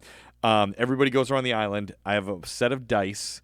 If you roll an even number, you got to put on 2 oven mitts and start unwrapping as much of the saran wrap as you could. As soon as you start unwrapping, the person to your left, they roll the dice. Once they hit an even number, they take the oven mitts off of that person, and they start unwrapping. Oh, wow. And then whoever is the last person to get it out wins. We did that thing. There was like I said, like 20, 30 people playing that game. And I won. And I felt really bad because I was like, I'm not trying to win this game. Like, it just is the way. I mean, that game took 15 minutes to like finally get. At a certain point, we did say, all right, no more oven mitts. You can use your real hands because it was taking so long. But I ended up winning, but it was okay. Were there prizes? We did have prizes. Okay. We got some like little white elephant kind of gifts that we had people choose from. Fun. And then the last game we played was an ornament switch. So I got at Target, they had boxes of 20 ornaments in like the same color, different look of the ornaments, but all the same. Right. Like they were metallic blue and metallic pink. And so then I would mix them up, and then it was a race. So I had 4 boxes total. And then you had to get all the blue into the blue and all the pink into the pink. But it sort of like messes with your brain as you're switching and people are yelling. And so that was also very fun. So the games were great. They were a huge hit. Everybody loved them and was like, this is so fun. And even people that didn't end up playing were like, it was fun to watch the games, But all in all, it was we had a great time. A lot of people came, a lot of good friends that we got to spend time with. And it was great. And it made me, it's always a lot of work to get it up and ready to go. But everybody was, a lot of people said, they were like, this is when we know it's really the holiday season, and you guys feel so like you own Christmas, and you just like, this is your family. It was also fun because my parents were there, and my dad has since shaved, but up until the night of the party, he had a big white beard, and he's got a big belly. And my mom is just very, Midwestern and lovely and everything. And so a lot of people were like, you didn't tell me that your parents were Mr. and Mrs. Claus. Oh my gosh, like that's brilliant. It was pretty fun. But no, it was a really good time, and the kids had a good time, and that's super a fun. I was so bummed to miss missed. it. Yeah, I wanted people to be asked. there. They said, "Where's Danny? Where's the that podcast guy?" host?" You're like, he's too Hollywood now. Yeah, Ever yeah. since we went #1, he just doesn't show up at parties anymore. But how cool that like people are like that. You're one of the signal points for them that like the holiday season is starting, because we all have those things. And I realized just because, of the busyness of the season this year, and I'm sure a lot of people are feeling it because Thanksgiving was so late this year, it almost felt like we lost a week of the holiday season. And so a lot of things that are like my got to do this to feel like it's the holidays, we sort of crammed them all in to the last week. Like we had the Christmas sing-along at my church, which was a ton of fun. And like my kids, like they're both old enough now to like fully participate, and they know the songs. And there's always this moment, and actually one of the people who was hosting it, she pointed it out. It's like at some point during the night, I don't know if it's like the kids all get a signal in their brain at the same time, but they all run up on the stage. Yeah. And it happens every year without fail, like that's about fun. 3 songs from the end. And like for 2 straight songs, all the kids are just, because there's nothing on the stage except for the piano. Yeah. Because what they do is the way they set up for the Christmas sing-along is they move all the pews into a round down in the main part of the sanctuary, and then the band sits in the middle. Cool. So there's nothing on stage. So the kids take over the stage, and nobody tries to shut it down. Yeah. And like I walked over there just because I was like, I don't want my kid to get like domed, because it's literally just kids, and I'm like, how are they not running into each other? It's incredible. But they loved it so much. And then afterwards I took my kids and my wife over to see that new Christmas house I was telling you about. And they got to watch the snow falling, which was super, super fun. We had our first like Christmas movie night with my family, and by movie night I mean it was like 11 a.m. on Sunday, because it was like the only time we could get like our family together, and we watched Muppet Christmas Carol. Nice. And that was like this weekend was the first like 3 Christmas movies I've watched all year, and I was just like, is this where I'm at now in life? And then we went to Disneyland yesterday, which was awesome. We were supposed to go last week, but Riley got sick, and so my wife went without me, and so finally we all got to go yesterday. And I just have to share, I don't know if you remember, it might have been season 1 I shared this, that when we were trying to get pregnant with Emerson, that Christmas before we started IVF, we went and met with Santa, and I asked, he was like, what do you want for Christmas? I said, a baby. And he's like, I'll see what I can do. And then we got pregnant, and then the first year we could go back with Emerson, we took her back to meet Santa. And so we went back again this year, but with both kids. And what was wild is one of Santa's elves who'd made the trip down with him, that first year when we went and asked, she was back again this year, and she remembered us. That's cool. And she actually came and sat in the photo with us, which was super, super cool. So we have this just great, amazing photo of like where it all started. Yeah. And now, 7 years later, that we didn't know if we'd ever have one. Yeah. And now we got 2, and that's what amazing. A blessing. And it was a beautiful day. Super grateful for it. But speaking of Disney, yes, we gotta we have update the people. Christmas news. Okay. Hot breaking. So listen. Hold on, let's hit the sound effect. Yes. Here. We interrupt our program to bring you this Christmas news. You're eager. You're so eager. I'm so excited to talk about this. Okay, so I mentioned, was it last week or was our it last 2 episode? Weeks ago? It was our last episode. Last episode, I talked about this guy, Tally the Elf, from Disney, that's in Disney World, that is just so adorable. And I'm telling you, spend 10 minutes and brighten your day and search up Tally the Elf. If you don't have TikTok, I'm sure it's on YouTube or something. But find like the first wave of videos. Yeah. Now, here's what happened. Yeah. There was news happened just in the week of while we were out, right? So I think I even said, I was like, I hope that Disney doesn't cancel this guy because he's getting very popular on social media. Now, something that comes with popularity on social media is you get people who want to expose who is this person, blah, blah, blah. Doxing. So, yes. Yeah. And so there was a push from a few intense Disney fans who were like, I know who this is, and look, I found the actor in an episode of whatever, and I found out what his name is, and he's been working at Disney for this long. And so it became unsafe, and they pulled the guy from the parade. Right. And people were very upset. And it was like, people were really getting excited to see Tally, and now Tally was gone.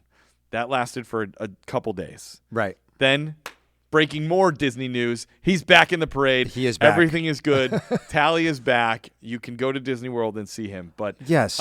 So to those Disney fans that were too intense, chill out. Don't ruin the magic. Just enjoy the fun. Like, we shouldn't be researching and finding people's names and personal information and sharing it online. I know that with social media, it can make us think that we know people better than we do, or that we even know people at all. Right. But the reality is we don't. And how would you feel if your personal information was blasted all over the internet for all to see? Now, I heard a conflicting report where they said that he hadn't been pulled, that it was his normal day off, is what they said. But my sense is that they said it was a scheduling thing. Right. But my guess is that it was getting a little intense. Yeah. And whether it was Disney's choice or his choice to say, give me a second. Right. Because at the end of the day, like, they are, but we don't know. They're performers, and like, I think there was this expectation, like everyone had their phones out, and they're like, I want Tally to ask me my name and tell me I'm naughty, and it probably became a lot of pressure, So just give people space, let everyone participate and have a good time, and let's just be kind. Yes. Human beings. I think that's just really the end of it. And don't share personal information with people online. Pretty straightforward, right? Pretty straightforward. You would think. Yes. Anyway, one more thing I wanted to share before I know you've got some memes and things, right? Yeah. Something dawned on me last night as we were driving home from Disneyland, and where I live is a valley, right? So like you have to come up and over this like crest into our town, and you have this beautiful view of the entire valley from up there. And I realized, because this was the first time I've driven home at night from outside of our town, that one of my favorite parts of Christmas is coming home at night and seeing all the homes lit up with lights. And it made me think, are there pilots out there who get just this incredible view of like the holidays? And I'd be curious, do we have any pilot listeners out there who might have some photos they might be able to share of us of maybe like your favorite parts of the country or the world to fly over. Who does it best? Who does it the best? Yeah. And are you just in awe of it? Have you ever taken any photos or videos? Because I know there's a member of the Patreon family for Disney Countdown, and he's a pilot. And he flies in and out of Orlando a lot. And so he has like video of the fireworks show going on over the parks, which is really cool. I've flown on 4th of July before and seen like all the little towns doing their fireworks, and that's pretty so cool. Yeah. So cool. But pilots, man, I never thought about what a view they have at the holidays. Totally. It's pretty darn cool. Anyway, just want to throw that out there.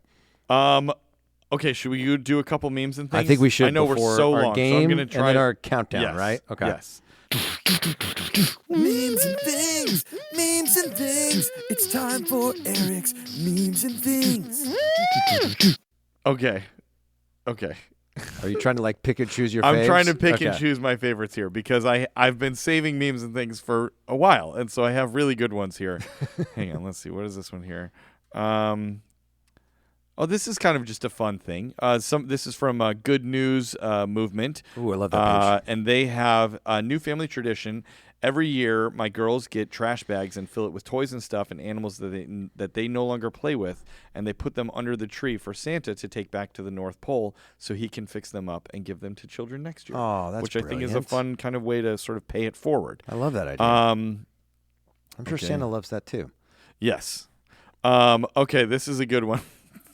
This is somebody. I won't play the whole thing, but Chels in real life, CHELS in real REEL, real life, and she did Mom Alone, and so she made a spoof of Home Alone, but it's Harry and Marv trying to break into her house, but it's not that she's set up any kind of elaborate traps. It's just the mess of life. They're slipping on the cars that are left out in the. They're trying to look for stuff in the car, and there's just like food all over. And she's like, "Is someone breaking into the house?" But it's just Harry and Marv being like, "This house is crazy," because there's too much to sort of get. That's really funny. That's so a does good she one. use clips from the movie?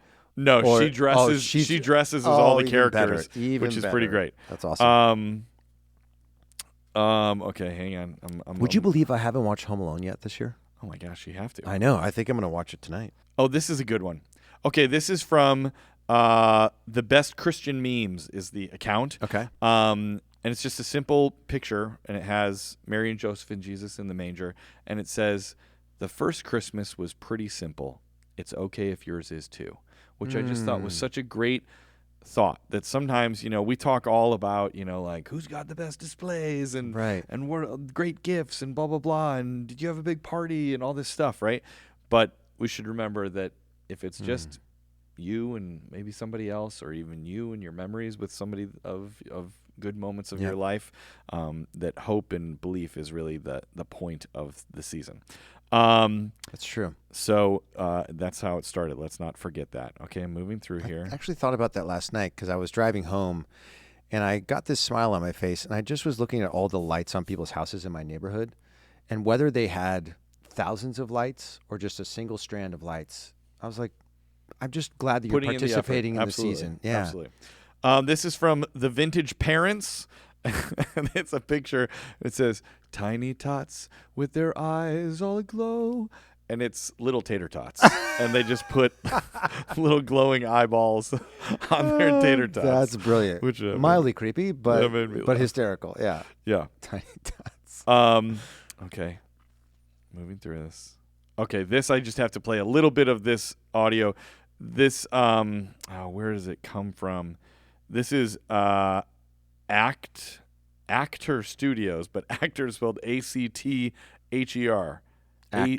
Actor Studios, I guess. But this clip gets played by a lot of people sometimes at Thanksgiving. But it's a lady who's walking into a family gathering, looks to be maybe a Thanksgiving, and she breaks right into song, and it is just the most joyful. I've played this on the show before, but it's worth. Hang on.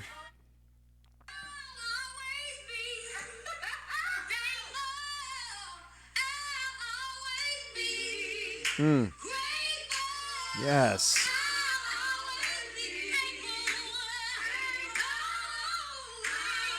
Amazing singer. Dude. And the fact that the whole family just joins right in is They're ready. It's just such a great clip. Oh my gosh. I but want that vibe at my holiday yes, gathering. just the second that you walk in, you know. Yeah. Okay, here we're going through. Okay, this is good. This is dime each. Dime each. So there's multiple E's in there. Okay. Dime each. Dime each. Yeah. Okay. So there's 3 E's. All right. And he does lots of these videos of like point of view, you're at a wedding and the bride and groom also like Bluey or Wicked or something like that. So it's like imagine the wedding party is going, but then this is a special Christmas edition. Okay. Here we go.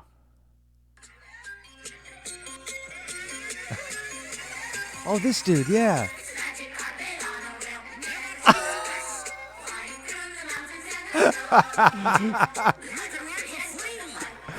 Dude, this is great.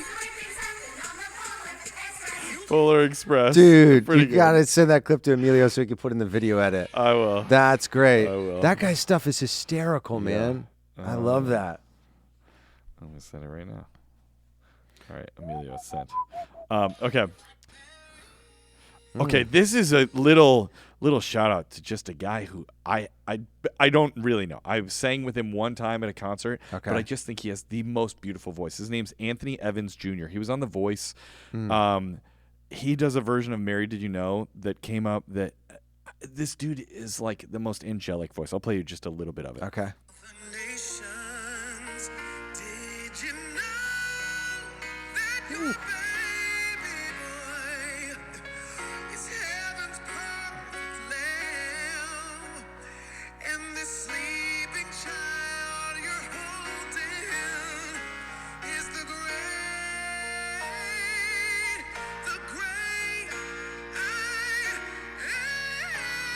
Get out of here. Get out of here. Dude. Anthony. I call him my buddy. I met him one time, but he's... What event did you sing at with him? It was like a music in schools benefit kind of thing. Dude, that guy can wail. Okay, I'm going to play this one. I can't remember if it's appropriate, so we'll see. This is from Genghis Khan _, and it says, Rudolph coming back to the North Pole on December 26th. All right, so it's maybe in the show, it may not. Here we go. I don't know who needs to hear this. No, not that. Oh, jeez. I pressed the wrong. Oh, my God. What's happening? Well, we don't got nothing left to say? Oh, guys, why the switch up? Last week it was Rudolph's too soft. He can't play in this league. What happened? Oh, I saved Christmas. Yeah, I remember. You guys were ready to just throw it all away because of a little fog? Give me a break. And Blitzen, I don't even know why you're looking at me like that. You were petrified to go out into that fog. Oh, that's hysterical. That is pretty funny. That's really, really funny. Okay, hang on. I'm getting through here.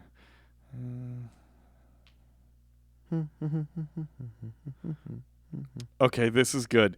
This is from Nick Higgs, the singer. Okay. And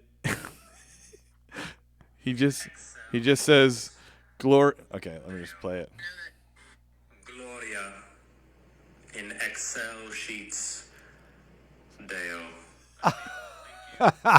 So it said Gloria in Excel sheets Deo, and it's a picture of a Microsoft Excel sheet, and he just wrote Gloria in all of the the slots. That joke is right up our alley. Very good. Very good. The all right, punnier, the better. Yes. Yeah. All right, couple more here. Couple more.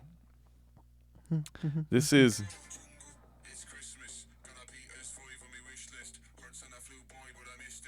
No, we don't need that one. I feel like I'm getting a glimpse into when you're just sitting at home scrolling right now. Late at night. Okay, hang on. Okay. All right, this one is great. Oh, this one is really good. Okay. This is from Rick Us Loves Christmas. Oh, Rickus Loves Christmas. Rickus Loves Christmas. Which used to be Christmas Obsession. Oh. And then they changed their name. They changed their name to Rickus Loves Christmas, yeah. It just says, every teen on a random day in December at 2 a.m. And it has this nice kind of music playing, and it shows a teenager walking downstairs and just standing. I'm gonna start crying, like just looking at the Christmas lights in a quiet house on a random December night. And the reason I love that one so much is it's so true. It's one of my favorite things to do as an adult is stand in my house at night, like when everybody's asleep, and just kind of look at all the lights. But I love that idea of teenagers who, teens can get to a place where they're trying to be cool and protect themselves and not buy into like hokey stuff, right? The magic, yeah. But I know I did that as a kid too. That like you still love it, and I love that meme. I think that's really. But also great. The flip side of it, of the parents still doing it, and do they know that like their teen is having those moments? But it also doesn't matter. Yep. Because you are still bringing this magic and the spirit of the season into your home, and though maybe your teen is in a place where they don't want to show you to your face, like that they still love the magic of the season, it's still there for them. Yeah. To 100%. experience, and that builds a bond. Did you know that KFC has a bucket lid that plays? It's a record. Wait, what? Okay, KFC has a bucket lid. Is this real? This is real, and it will play on a record player, and it plays holiday music. Get out of town. And it's the top of the Get out of town. the bucket. And it How do you plays get this? Christmas music at KFC. Like anybody can just go get this? That's what it says. Is this real? It says yes. It actually works. Oh my gosh! Can you? Like I could go to KFC today, maybe. That's what they say. That's what they say. That's what they All say. right. I'm KFC and Home Alone tonight. Let's go. Okay, this is a guy, Charlie Barons, who I followed for a while. He does a lot of Midwest stuff, and this is a Midwest goodbye. Baby, it's cold outside, but I won't play the whole thing. But okay. Yeah, it's about that time. I got to go. Oh, look, it snowed outside. I should start my car. I can help scrape. I'll just defrost. Here, let me grab you another pop. Folks, I says hi. Actually, they're stopping Well, by. maybe I should wait. so it's all about how in the Midwest it's very hard for us to leave locations. which That's is pretty so great. funny. Now, do you feel like that's followed you onward in your life? Yes. Okay. Yeah. Okay, this is from General Knowledge Booster, and they said, if only there was a page dedicated to increasing your knowledge. Did you know that fresh snow absorbs sound, lowering ambient noise over a landscape because the trapped air between snowflakes attenuates vibration? That's why it gets so quiet out when it snows. Really? Yeah. That's wild. Isn't that cool? I could use a little bit more of that in my everyday life, frankly speaking. Okay, just a couple more. Couple more here. Now, I've talked about these guys before. I have a friend named Joel Wagoner who does a thing called Advent Calendar, and spelled KAROLNDAR.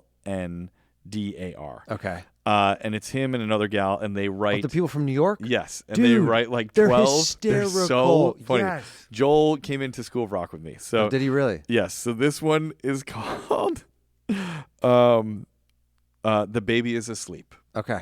It's a nice Christmas lullaby. Here we go. Start it over.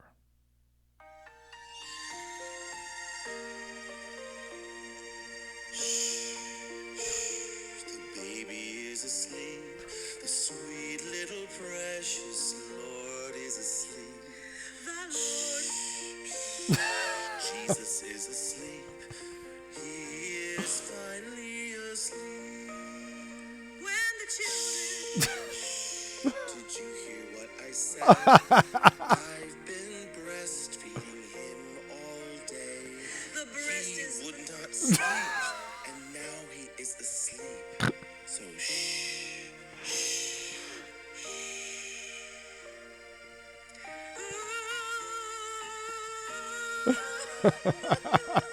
shh, shh.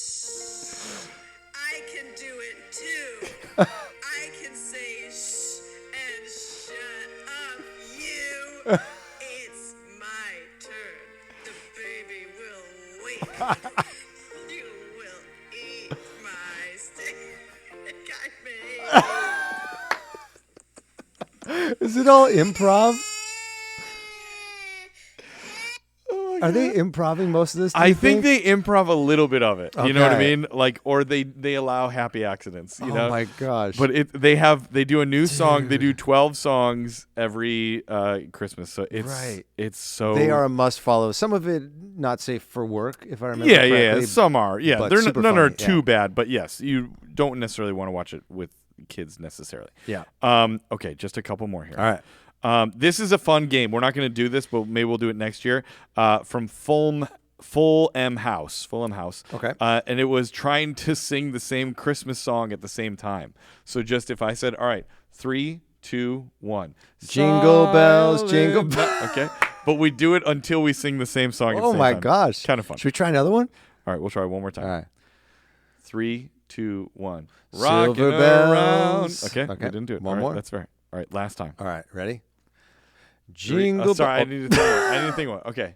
3, 2, 1. Have Rudolph the yourself. Dang it. This could take a long time. This would take a long time. This could take a long time. Okay, here's a quick joke from How to Kill an Hour.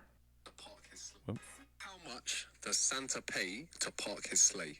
I don't know. How much does Santa pay to park his sleigh? Nothing. It's on the house. Hey. See, he plays really nice in jokes. Because he just Because he says, goes, I don't know. I don't How know. mu- Tell me. I could learn something from that guy. Maybe. Yeah, maybe just a little bit. Okay, this is from Nurturing Folk. They said, you do not need to finish the year strong. You could meander through the month. Savor the slowdown. Nourish yourself with stillness, rest, and pause. And if you wanted to, you could end the year gently instead, which I thought was really I love that. very sweet. Okay, and then I have one more. One more here. Here we go. I'm finding it because I know which one it is. Here it comes. No, that was funny. Okay, this is from Plow Wrong. Plowrong. Plowrong. Plowrong. And Plowrong. Plowrong. And it's 12 signs that someone is in love with you. Ooh. Here we go. Turtle dove the next day. Now, what's Here we go. my top 12 telltale signs that someone's in love with you? Sign 1, they send you a partridge in a pear tree. This is a dead giveaway, but it needs to be interpreted with caution because a partridge without a pear tree is very much just friends vibes. Sign number 2 is that they send you 2 turtle doves the next day.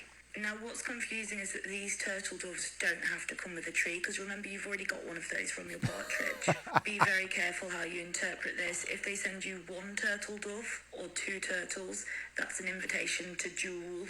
If you're still in any doubt as to if someone loves you, my 3rd telltale sign is that they'll buy you 3 French hens. At this stage, you might be thinking that's an awful lot of birds, but that's what love is. Sometimes people will buy you a cockerel. That's not a sign of love. That's more a gift that would be appropriate for a teacher as an end-of-year gift or as a thank you for a driving instructor. Sometimes people will buy you like 7 to 8 hens, and in that case that means they don't love you because that's too many hens and they're not really respecting the amount of space you've realistically got for bird storage. That is hysterical. Oh my gosh. So good. I want to hear her thoughts on the other 9. I have one more. You have one more? One more. I mean, it's the know finale. this is Let's going give it to the I'm people. so sorry, guys. Yeah. Okay. This is okay, let me just play it. Here we go. Here we go. Mariah Carey, but she's caught a cold.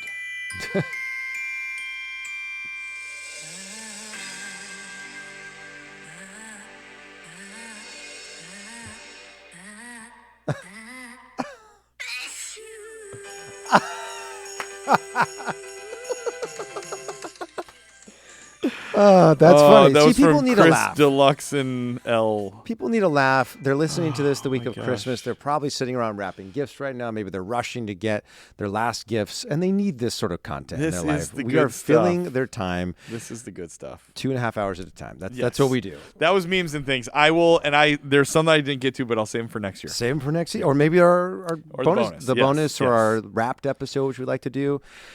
But that was great. I love your memes and things. I feel with that like this is a good time to play a game and determine who is going to walk away The sweet with the candle. Christmas countdown candle. Chris, you have a game, right? I do have a game, but before I get to the game, I need to do a couple shout outs. One of the members of the private Christmas Countdown Facebook group, Chris, shared recently that he's been listening to his episodes of the show with his kids, and they love the countdowns, but they especially love the games. So I want to take a moment to say hi to Shay and Walker and say thanks for listening, and thanks for playing along. Oh, that's What's awesome. up, Shane Walker? You're the reason why I do it. You two specifically are the reason why I do it. Holler. I love it. That's great. I love that so Merry much. Christmas. Yep. And then speaking of kids, today's game is called Your Kids Say the Darndest Things. Okay. No sound effect or anything, but Your kids get say right the into it. darndest things. Dad. There you go. Something like that. So I asked your kids some Christmas-themed Our questions. kids. You asked Wait. our actual kids? Wait, are you serious? Yes, and before we go any further, I need to give a big shout out to your wives, Lynn and Lisa, for helping me get this together. Oh, that's awesome. Well played. Without them, I don't know how I would have communicated with your children. Me being me, when you said, because you sent us a text saying, hey, I'm going to send a message to your wives. Can you just have them keep an eye out for it? I thought this was. Danny was like, don't talk to my wife. don't you dare. I'm the boss of this stuff. No, my God. Never in a million years.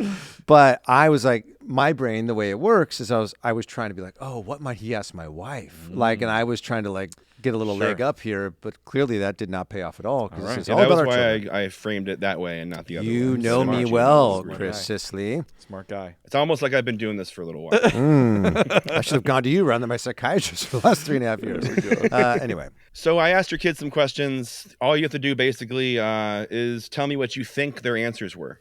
Okay. Oh, this is fun. Okay, great. And are we keeping score? Because who's keeping score, Emilio or Chris? Because we are. Emilio can keep score. There's a prize. I don't like keeping score because I feel like having it be too much of like a competition takes away from the spirit of the It's season. just two friends trying to win a candle. That's all this is. That's all it is. Just a candle. So we'll start with Eric. I asked Sophie, what is your all-time favorite Christmas memory? What do you think she said? Oh, okay. It's one of two things. I'm gonna say, I'll say them both, but I'll tell you which one I'm choosing as my answer. One could be, this is not what I'm choosing as my answer, but it could be that when she got to watch me and Elf and like sit backstage at Madison Square Garden. That was a good one. I don't think that's what she said, but I'm gonna hope that maybe she said there's a picture of her and I dancing in front of our Christmas tree when we lived in New York, and she's like standing on my feet. That's what I'm gonna say. Okay. And let's hear what she said.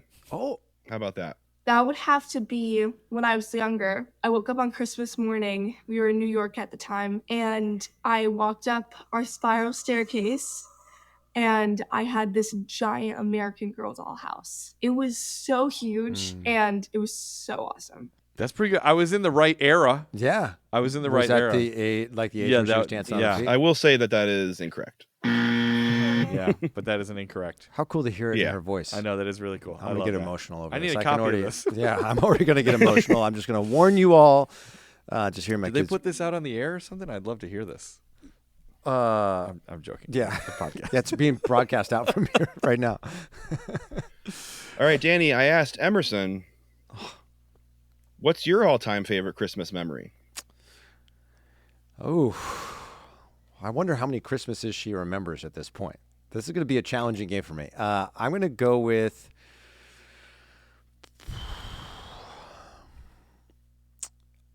going to Disneyland with Santa J. Claus.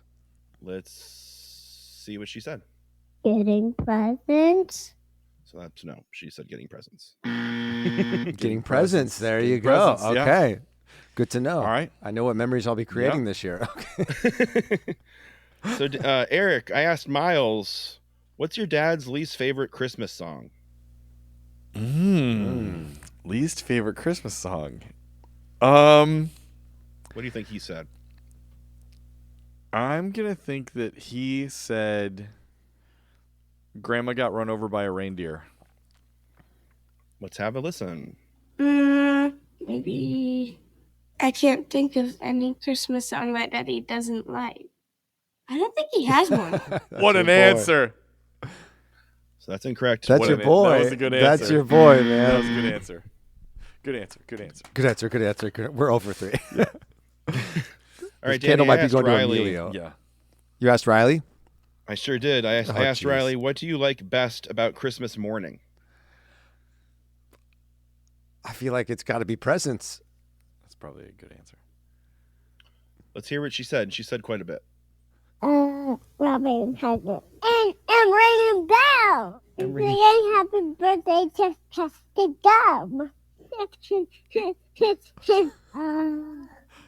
Put the star and those ornaments on the string. That's awesome. That's great. I will give you presents. Yeah, that's I would have also accepted ringing bells, singing happy birthday, and putting the star and those ornaments on the string. Oh, that's good. Singing happy birthday. I feel like I got to sing happy birthday on Christmas now. Yeah. Oh, man. That was sweet.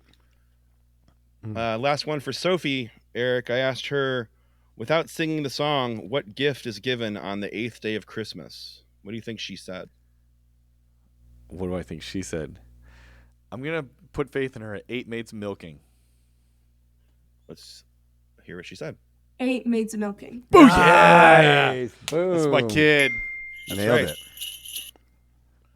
Moving right along, Danny, I asked Emerson, how does Santa get into people's houses if they don't have a chimney? Ooh. Through the keyhole. Through the keyhole. Let's see what she educate said. her well enough. He has a special key and gets through the front door. Yeah. I know that. I know that. I know that one. There So I you will go. say it's wrong, but it's keyhole adjacent. Yeah, yeah. Hey, there I we get go. it. Yeah. I wonder if she saw the video we have of Santa J. Claus where he says, I don't know if I've shown you the key, my friends. And he shows his magic key. Maybe. Oh, that was, I love at the end. I know that. I know that. That is so where my daughter is right now. That's awesome. Oh, man. All right. I asked Miles, what does deck the halls mean? I think he would say put up decorations. Put up decorations. Let's hear what he said. Like, put up decorations on the halls. Nice, dude. Yeah. Around the house. That's right. There you go. Nailed it. All right. And last one, I asked Riley, what's your favorite reindeer? Oh. Dancer. Let's see what she said. Dancer. Yeah. Nice, She's dude. been talking about, I wonder if she's been saying dancer a lot lately because you asked these questions. She's like, Daddy, don't forget my favorite. My No, favorite she said it to me reindeer the other is day. Dancer. She goes, my favorite's dancer. And Collusion. Collusion. But she literally just said it like a couple days ago. I heard her. That's so We funny. were talking about reindeer for some reason, and she said There you dancer was go. her favorite. There you go. Danny wins the candle. Oh, I do. Oh, thank you. That was a Thank good you. game, Chris. Thank you I'd for like to putting thank in that my effort. mom. Yeah, that is so to reach cute. out to our families. That's awesome. And Very, how very amazing cool. that we'll have those little audio clips recorded That's great. forever. Oh, that's amazing. Thank you, Chris. And Love it. thank you not only for this game, but every single game that you Absolutely. have created for this show and Christmas and Disney Countdown and Theater Countdown. And I mean, so you guys know, Chris doesn't just come up with games. Like, Chris edits the audio for every single episode.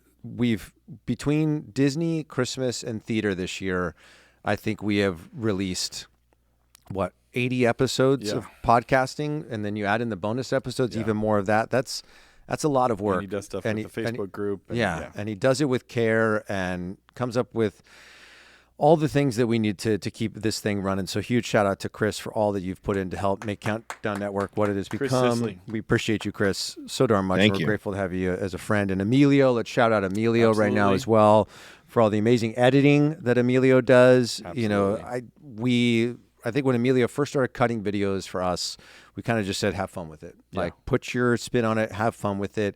And I don't think there's ever been a video that he's delivered to me that I go, that sucks. Like, Yeah. it's literally phoned it just, in, yeah. it's always just like a small note of like a little sound effect change here or there. Yeah. Like, he just crushes it with, and it's the care that he puts in to find funny moments in our shows and in our countdowns and in our games. And then he researches and finds all the little video, picture elements and sound effects, Yeah. and he makes it what it is. It's not just like okay, I guess I kind of have to do this. Like, the care you put in, Emilio, we really, really couldn't do the appreciate show you. without you guys. We really, really Yeah. couldn't. It's amazing. Again, like, just like we say, we didn't anticipate making friends all around the world through the show. I don't think we expected to have a full producing team. That's not like employees. It's like, we're friends. Yeah. That's what this show and the Countdown Network has become, is really just friends who love getting together and making fun content to share with the world. Yeah. And it truly is a gift, and we're grateful for you guys. Absolutely. Yeah. Absolutely. So thank Shall you. we count it down one last time of the season?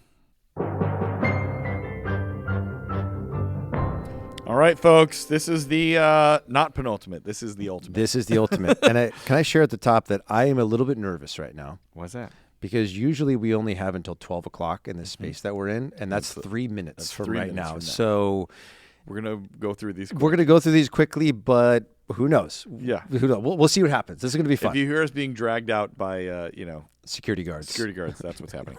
All right, so top 10 boy band / pop punk Christmas songs. Yes. My number 10 was Hark the Herald Angels Sing by Hawk Nelson. My number 9, Reggie the Christmas Hamster by Perry Grip. My number 8, Nothing for Christmas by Newfound Glory.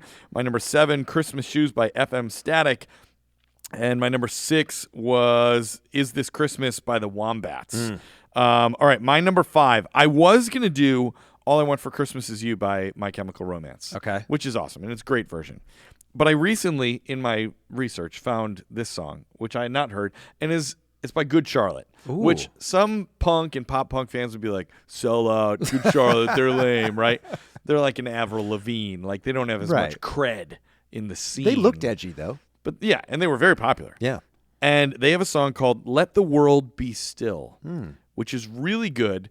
It is definitely pop punk, but kind of what I like about it is that the message of the song is like, hey, take a breath. It's the end of the year. We have a lot of good things to be thankful for, but it still has that pop punk energy. Obviously, you have Benji and what's the other one? Joel? I think you're Madden. right. Yeah, Joel and Benji They're Madden. twins, right? Yeah, twins. One of them's married to Cameron Diaz. Still. What? Yeah, and I think they're still together. I didn't know that. Yes, I think Benji is married to Really? Cameron Diaz. Wow. Now, it also has one of my favorite things, and it makes me think of Love Actually, because I love Love Actually, and there's a moment in Love Actually where Bill Nighy's character, Billy Mack, says how, I especially love the part where you try to cram too many syllables into that one part, right? And that song has that, because it's Christmas. It's like kind of too many syllables to fit, but they just make it work. So that's my number 5 is Let the World Be Still by Good Charlotte. So good. I love the love for Good Charlotte. Isn't that in good one? there. Yeah, I like that a lot. All right. So recapping my 10 through 6. At number 10, I had I Need You Christmas by Jonas Brothers. Is it Jonas Brothers or the Jonas Brothers? I think it's just Jonas Brothers. I don't know. Right? Number 9, Santa Claus is Coming to Town by Jackson 5. Number 8, Everybody Knows the Claus by Hanson. Number 7, I Don't Want to Spend One More Christmas Without You. Got it right this time around by NSYNC. And number 6, Christmas Time by BSB, the Backstreet Boys. Coming in at number 5, I've been thinking about this since we were last together. And I feel like I didn't give enough love to this group, but that almost makes sense. In the heyday of boy bands of the late 90s, early 2000s, NSYNC and BSB were 1 and 2, 1 and 1A. It was just they were the leaders of the pack. But there was another boy band that was out at that time that just never got to that same level. No matter how hard they tried. They tried so hard, and they had hits. Sure. They did well. They lived consistently at number 3 on TRL. They were, unless Limp Bizkit or Korn had creeped up for some reason and overtaken them. But 98 Degrees. Yes. And they were great. Vocally speaking, they might have been the best boy band of the group. And I think they would definitely tell you we were the best singers. Oh, yeah. They prided themselves on that. I like you say that because I was reading an old interview with Drew, or it was some transcript of an interview where he was like, we're not like one of those manufactured groups like the other guys. We care about, we're R&B, we're soul. Yeah. Because they were signed to Motown. Sure. Is who they got signed with. And fun fact, did you know that Nick and Justin. Nick and Justin. Was it Nick and Justin? Yeah, it was Nick and Justin. They sang in a barbershop group together. Justin Timberlake? Justin Jeffrey. Oh, who's the bass of the group. The guy who's always wearing with the goatee, the fedora hat. Yeah. So they sang in a barbershop quartet together at a theme park in Ohio, and that's how they first met. And then, I guess Cedar Point. It was called Kings. Oh, Kings Island? Kings Island. That's exactly where it was. And so they knew each other, and like I guess Nick had gotten introduced to Jeff out in LA. Anyway, you're not here for a deep dive into 98 Degrees, though I would gladly give it to you. Chris said no. Chris is like, I definitely didn't come Please for stop. a deep dive on 98 Degrees. But I mean, they had hits like Hardest Thing I've Ever Had to Do. We don't need all You this know what, Because information of about You, 98 Degrees. Please, Danny. My Invisible brain. Man, all these jams, all these slammers, bangers, bops. But the song that I want to call out, and there were a lot that I want to call out for 98 Degrees. Go listen to 98 Degrees this Christmas. The song that I'm picking, and you know, We're finally to the song. we are finally to the song. We are there. 98 Degrees didn't get much love. You know, it's about time. I'm sure Drew, Nick, Jeff, and Justin are listening to the show right now, and they're like, where's our love? Here we are, runners up again. And I wanted people to understand their story and their place at the boy band zeitgeist. Anyway, this gift is the song that we are going to play. Everybody knows it, right? It's about what so many people dream of when it comes to like Christmas time and you're in a romantic relationship. Yes. What's like the ultimate proposal? A Christmas proposal. Sure. And this song is all about like recognizing that there's someone in your life that you love more than anyone else, and they're better than any gift you could possibly ever have. So they're giving them the gift of a ring. Bravo. That's sweet. That There's is some good. sweet, sweet harmonies in there. I specifically wanted to come in there because they break it down with Sure. almost a cappella. Sure, yeah. And you really get to hear the harmonies of 98 Degrees shining through. Make sure you go back and listen to the album. I'll probably have a song by them on the bonus episode. Sure. Maybe two. Just give a little more love. Sure. To 98 Degrees, you know? And Nick Lachey got married to Jessica Simpson. He did. And then they had that Newlyweds. hit show, which is where Newlyweds. Dak Shepard, who's huge now. Do you remember he was on an episode of was Newlyweds is what it was called? I thought he was on Punked. And he was on Punk. was That's on right. Punk'd, He yeah. showed up as like the cousin. Yeah. Who's like, "Gonna give me that check, Rick?" Yeah. And he kept calling him Rick over and over again. Anyway. Very fun. Yep. All right, my number 4. I'm just going to tell you the name of the band and the song, and you don't need to know anything about. People love a little history. That's why they come to this show. It's American authors who have that Okay. song "Best Day of My Life," very popular song, and the song is called "Christmas Karaoke." It's just, I think it's a great pop punk song. It's all about being with your friends and going to the bar and like singing a bunch of karaoke songs that are Christmas. One of my favorite things when I was younger, especially before I was like married and I'd just gone off to college, is like that feeling of when you come back into town from being out of town at college or something like that, and seeing all your high school friends and just like having that like, oh man, like you like your college life, or maybe if you've moved on in your more professional life, but seeing those people that you grew up with, that you just like, there's a shorthand and there's just an ease to it. So that's what this song makes me think of. It's got a good vibe to it. Good. It kind of gives you that jingly bell kind of Christmas song, but definitely still in the pop punk world. So I love it. It's a great one. That's my number 4. You don't have any fun facts about Nope, American that's it, authors? because that's you wanna... all. It's just the people want to. Are you sure?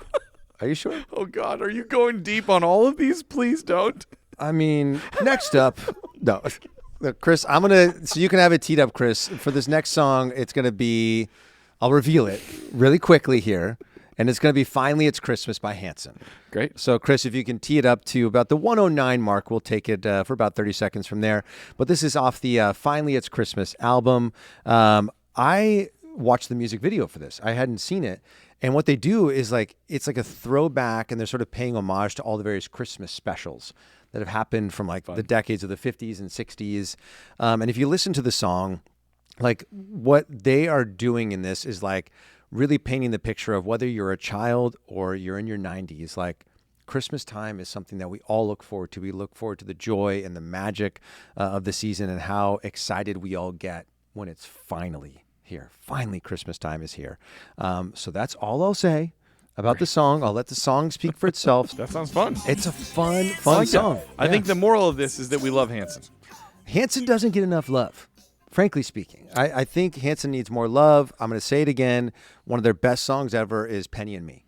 Just go look up Penny and Me. It's a great, great song. Really, really sweet song. Go listen to it. I'll stop talking there. Love that. Yep. All right, my number 3. This is a song that I did not know prior to this list, and it went all the way to number 3. Whoa. That's a big jump for a new big find. But did you do a lot of research about it? Is that how you got to loving it so much? no, I listened to it one time Okay. and knew it was like, this is a great, great song. Okay. The band is called Capitol Lights. They're from Oklahoma, Tulsa, Oklahoma. Okay. And the song is called His Favorite Christmas Story. While Chris pulls that up, I'll explain a little bit. We'll listen to like maybe the first little verse and then the end of it, because it's a story song, which I love a story song. And it's basically about, but it's all pop punk. And it's about a guy who would always tell this story about his favorite Christmas memory was back in 1954 or something, and he went up to Delaware and he met a waitress and she was, or somebody, met a gal, and she was so pretty, and it took him until right around midnight at Christmas Eve to ask her to dance, but it was just like the greatest Christmas moment of his life. And then it talks about how he told it to a waitress in a diner once, and then he would tell it to all the neighborhood kids, and then at the end of his life, now go to like probably I don't have a time mark, but probably 30 seconds before the end. Oh wow. Basically, he's like laying there on his last breaths. His kids are all grown and moved out, and nobody's there with him in the hospital, and he's there with a nurse, and he says, "Can you just tell me a Christmas story, because I'm about to pass away?" And she says, "Well, when I was back in 1954, this nice young gentleman came up to dance with me right on Christmas Eve," and so the nurse is the girl. Oh my from gosh, the story. what a story! It's a great song, but that it's feels called, like it needs to be a movie. I know, it's called His Favorite Christmas Story by Capitol Lights. It feels like The Notebook. Yeah, it Doesn't is it? very much, very similar vibe. That's great. I got to go listen to that song. I want to listen to more music by them too. Yeah, it's good stuff. I like it. All right, so number 3 for me is going to be another entry from the Jonas Bros. And this is one that I know actually was on, it might have been close to the top, like number 2 or 3, or maybe it was a little higher than that, from our modern Christmas songs. And that's going to be Like It's Christmas. That is a good one. So Chris, I'm going to have you play around the 2:48 mark here. But I just love this song. Like, I think the vibe of this song is so strong. I think what I love so much about it is the clapping that they do sort of in time, like as they're sort of, playing along with the percussion. I love the drums, the vocals. I love the lyrics about love. I love that they give a shout out to New York City in there. They say, every inch of Central Park is covered in white. This must be heaven. Yeah. And I think if you've ever been, as we've talked about on the show ad nauseum, like if you've been in New York, anytime around the holidays and Central Park is covered in snow, nothing better. It is one of the most magical places, and it is, going back to what you shared earlier about the idea of snow being able to muffle sound. Yeah. Central Park is always a place I think of as being a quiet in the storm of the city. Yeah. But at Christmas time, when there is snow on the ground, especially, it's even more peaceful. Yeah. And I think it becomes so much more evident because of the noise that's outside of it. So I love that they give a shout out to that. I just think this song absolutely slaps. It'll put a smile on your face. Okay, I have a great question about this. Okay. I love this song. Is this an original Jonas Brothers song? Yes. Because it is, that song's only, 3 years old? Something like that? Yeah, I think it came out around like 2020, 2021, something like that. Yeah. It feels like a classic. Like, it feels like if you told me that the Jackson 5 wrote it, right, that I'd be like, yeah. And I love when that happens with Christmas songs, that you're like 1 or 2 seasons deep, and then you're like, yeah, that song feels like it's been around forever. I think that's how you know it's a classic, yes, right? Totally. The first time you hear it, it's like you feel like you've always known it. Yeah. That was a lot of like Jamie Cullum's Christmas album, which you talked about, his new stuff, like just feels like it's been music that ages of people have been listening to, decades. So that's going to be my number 3. I love that. All right, my number 2 is from a band that I love. Now, they also might be considered a little sellout-y. I have a quick pop punk story. Did I ever tell you this story? When I was in college, maybe just out of college, I found this new artist that I thought was so cool. And I was like, and I just like discovered her, and I was like, man, this singer is like so hard rock and like has such a soaring vocal. And I found her, and I'm like, I'm so indie, and look at me, like I'm so a part of the scene. And I started to tell people about her, being like, guys, check out this artist that I discovered. It was Demi Lovato. Yes, and it was not. It was the algorithm of the machine of big music fed it to me. But gosh. I thought in my little pop punk mind that I was like, look at who I discovered, and she's great. But okay. That being said, the band is Simple Plan. Oh yes, they have a song called "Christmas Every Day," which this is another one that feels to me like I even had to look it up. I was like, is this their song? Because it feels like I've heard this song my whole life. Right. And this is just a punk version of it. But it's a great song about the sentiment that we talk about all the time, about like how do we make Christmas feel all the time. And yes, part of it is about like getting presents and being with family, but also just about the spirit of Christmas and how can we make that be a part of our everyday life. Simple Plan I love as a band. I will say I did get to see them before they were very popular, only because in my college they brought like one musical act to Bradley every year. Okay. And when I was like a senior, it was Sugar Ray was the band, and his opening act was Simple Plan. Really? And I was like, these guys are great. And then they kind of turned into That's pretty big awesome. deal. Then it kicks in there at the end, and then it goes really hardcore. Not hardcore, but like it gets more up tempo. I just love that band. I love that singer. The lead singer's name is Pierre. He's also like, as a band, we talked about this with Newfound Glory. Yeah. They are now older pop punk guys. Right. We're all dads and stuff, but they like take it professionally, which I think is really cool. But yeah, that song, I love the feeling and the sentiment of that song. It's got all the check marks that I want for a good Christmas song. So my number 2, Christmas Every Day by Simple Plan. So good. I saw them. I was at Epcot a couple years ago, and they were playing because I think they do like the Food and Wine Festival or something every year. And I was like, Simple Plan's playing tonight? I am in. Yeah. And I just hung out like in the back row because my wife had gone back to the hotel early with our daughter, and my parents wanted to go watch the American Experience. And I was like, well, I'm going to rock out to Simple Plan. Jam with Simple Plan. And I did, and it was awesome. All right, next up for me, going to be Backstreet Boys. Sure. ESB's got to make a double entry here as well. And this song has sort of an interesting story to it. Would you believe that there's a story connected to this? So, Backstreet Boys went through this thing like in around like 2000, I think 6 to 12, where Kevin wasn't in the group anymore. He sort of, Kevin was the oldest. Yeah. And he sort of like left the group for a little know while. that. Yeah. And then he came back, and they were working on a new studio album that they were going to release in 2012, but they couldn't get it done in time. Okay. And so Nick and Howie got together and in October wrote a Christmas song together. And that song is It's Christmas Time Again. So I sent the link to Chris. Chris, I want to tee it up to about 2 minutes and 29 seconds when we get to it. And they wrote it sort of like as a love letter to their fans who had been waiting for some sort of new album. They wanted new BSB music. And so Backstreet Boys that year in 2012 had been invited to perform on like Disneyland's like Christmas parade thing that was shot. Like Nick Cannon was hosting it. And originally they were going to sing like an old song. But because they'd written the song, they were able to get it like demoed and recorded, and they sent it off to Disney, and they said, can we sing this instead? And they said, yes, please.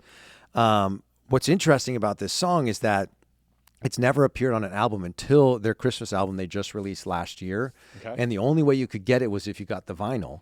And it's a bonus track on the vinyl. You look for it on Spotify, you can't find it. Interesting. There's no I can't even find an official video for it. Yeah. There's like a performance video of them at the Grove here. Okay. There's a video of them at Disneyland, and then some like just album art thing. And that's what I've sent to Chris.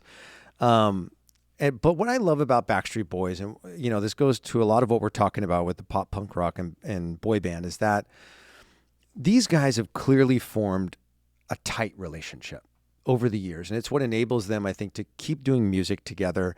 And I was like, why is that?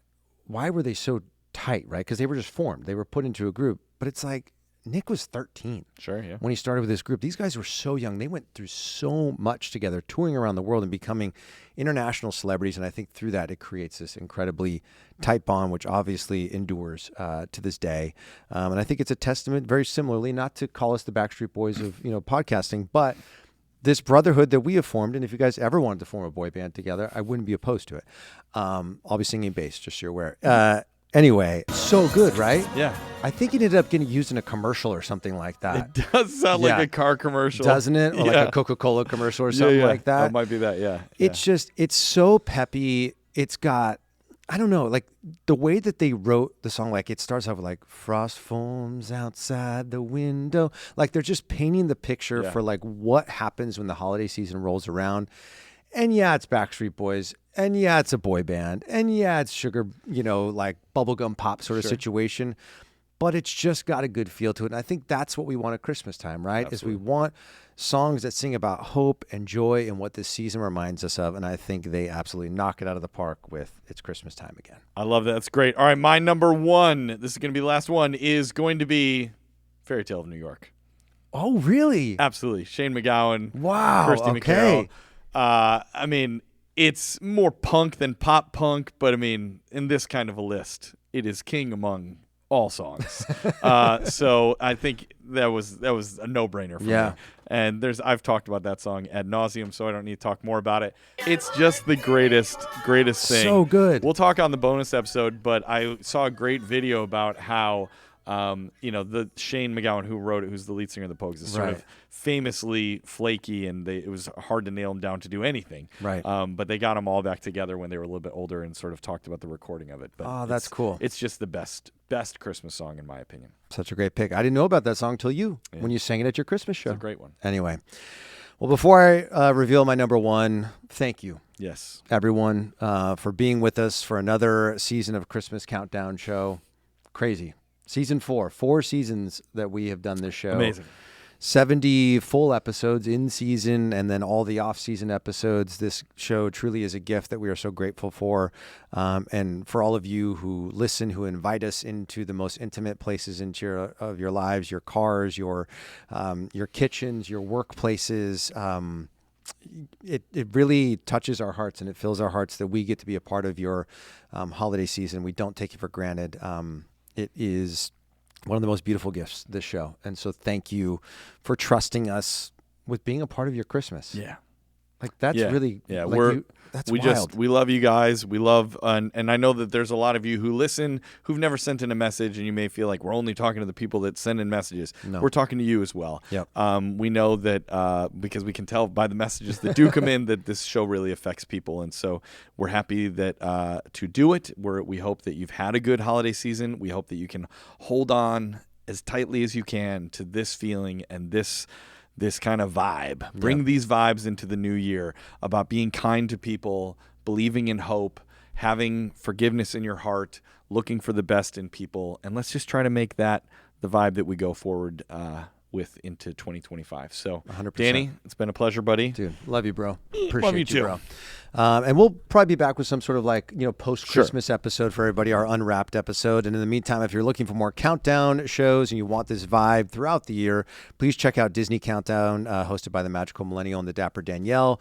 We're also working on some other countdown shows, which we're excited about. Also, we haven't shared this with anyone publicly, but I feel like we got to share it here. We have a new website. We do. That we have launched. And if you're like, I love top 10s, not just Christmas, not just Disney, anything from movies to books to TV, we have officially launched Countdown Lists. That's with an S at the end, .com.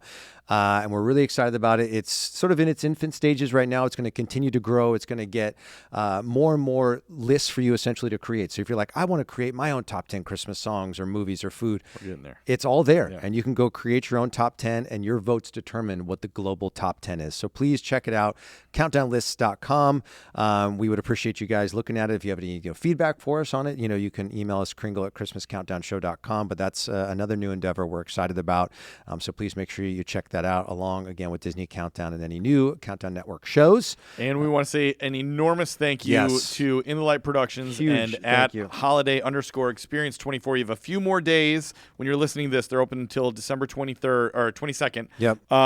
And again, they have hosted us for this entire season. Getting to record in such a great space with all this Christmas energy has been awesome. So huge thank you to Jason and his whole team there. Yeah. We've loved being here, and Merry Christmas to them. Yeah, and check them out because I know Jason is looking to do this at another venue next year. He's talked about maybe like a local theme park possibly partnering up with them. So follow at holiday_experience 24 and you can find out, when this is going to be popping up again next holiday season.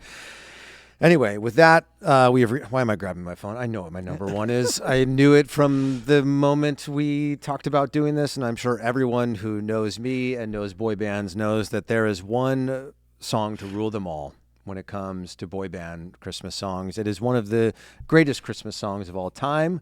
I was validated and vindicated last year by Kevin Alushila from Pentatonics, who picked this song as his number one as well. It is, of course, Merry Christmas, Happy Holidays by NSYNC. What can you say about it? I've talked about this song so many times. It's in my top 10 favorite Christmas songs of all time. It sets the vibe. Like, it just so perfectly captures, I think, what music and Christmas music was in the late 90s, early 2000s. It is one of those songs that will stand the test of time. Our kids will be singing it, hopefully. because they're already wearing our clothes. So it's just a matter of time before they're singing this song. I mean, come on. It is so good. Ooh. Oh, God. I have to play one thing as we go out. Is it going to be a pop punk rock version of It is that a song? pop punk version Get of that out of song. town. Merry Christmas, Happy Holidays. This is by the band Issues. That's a great way to end it. I love it. That is awesome. That's awesome. Eric, Two worlds coming together. They have collided. It would be great in sync in them doing like a collab. Would be super fun. There you go. But Eric, I want to thank you for your friendship and for going on this journey again. I'm grateful for the show. I'm grateful for each and every one of you here in this space right now and everyone listening all around the world. We love y'all. Yeah. We really do. We hope that you have a safe, healthy, joyful, filled with higa kind of Christmas and your holiday season. So thank you for listening. We're going to close it out how we always do by saying a very, very, very heartfelt Merry Christmas. And Happy Holidays. We will see you on the next one. Bye-bye, everybody. Merry Christmas. Merry Christmas, world. Isn't it perfect that Merry Christmas and Happy Holidays? It's like we knew. It is. It was meant to be. Merry Christmas, everybody. Merry Christmas.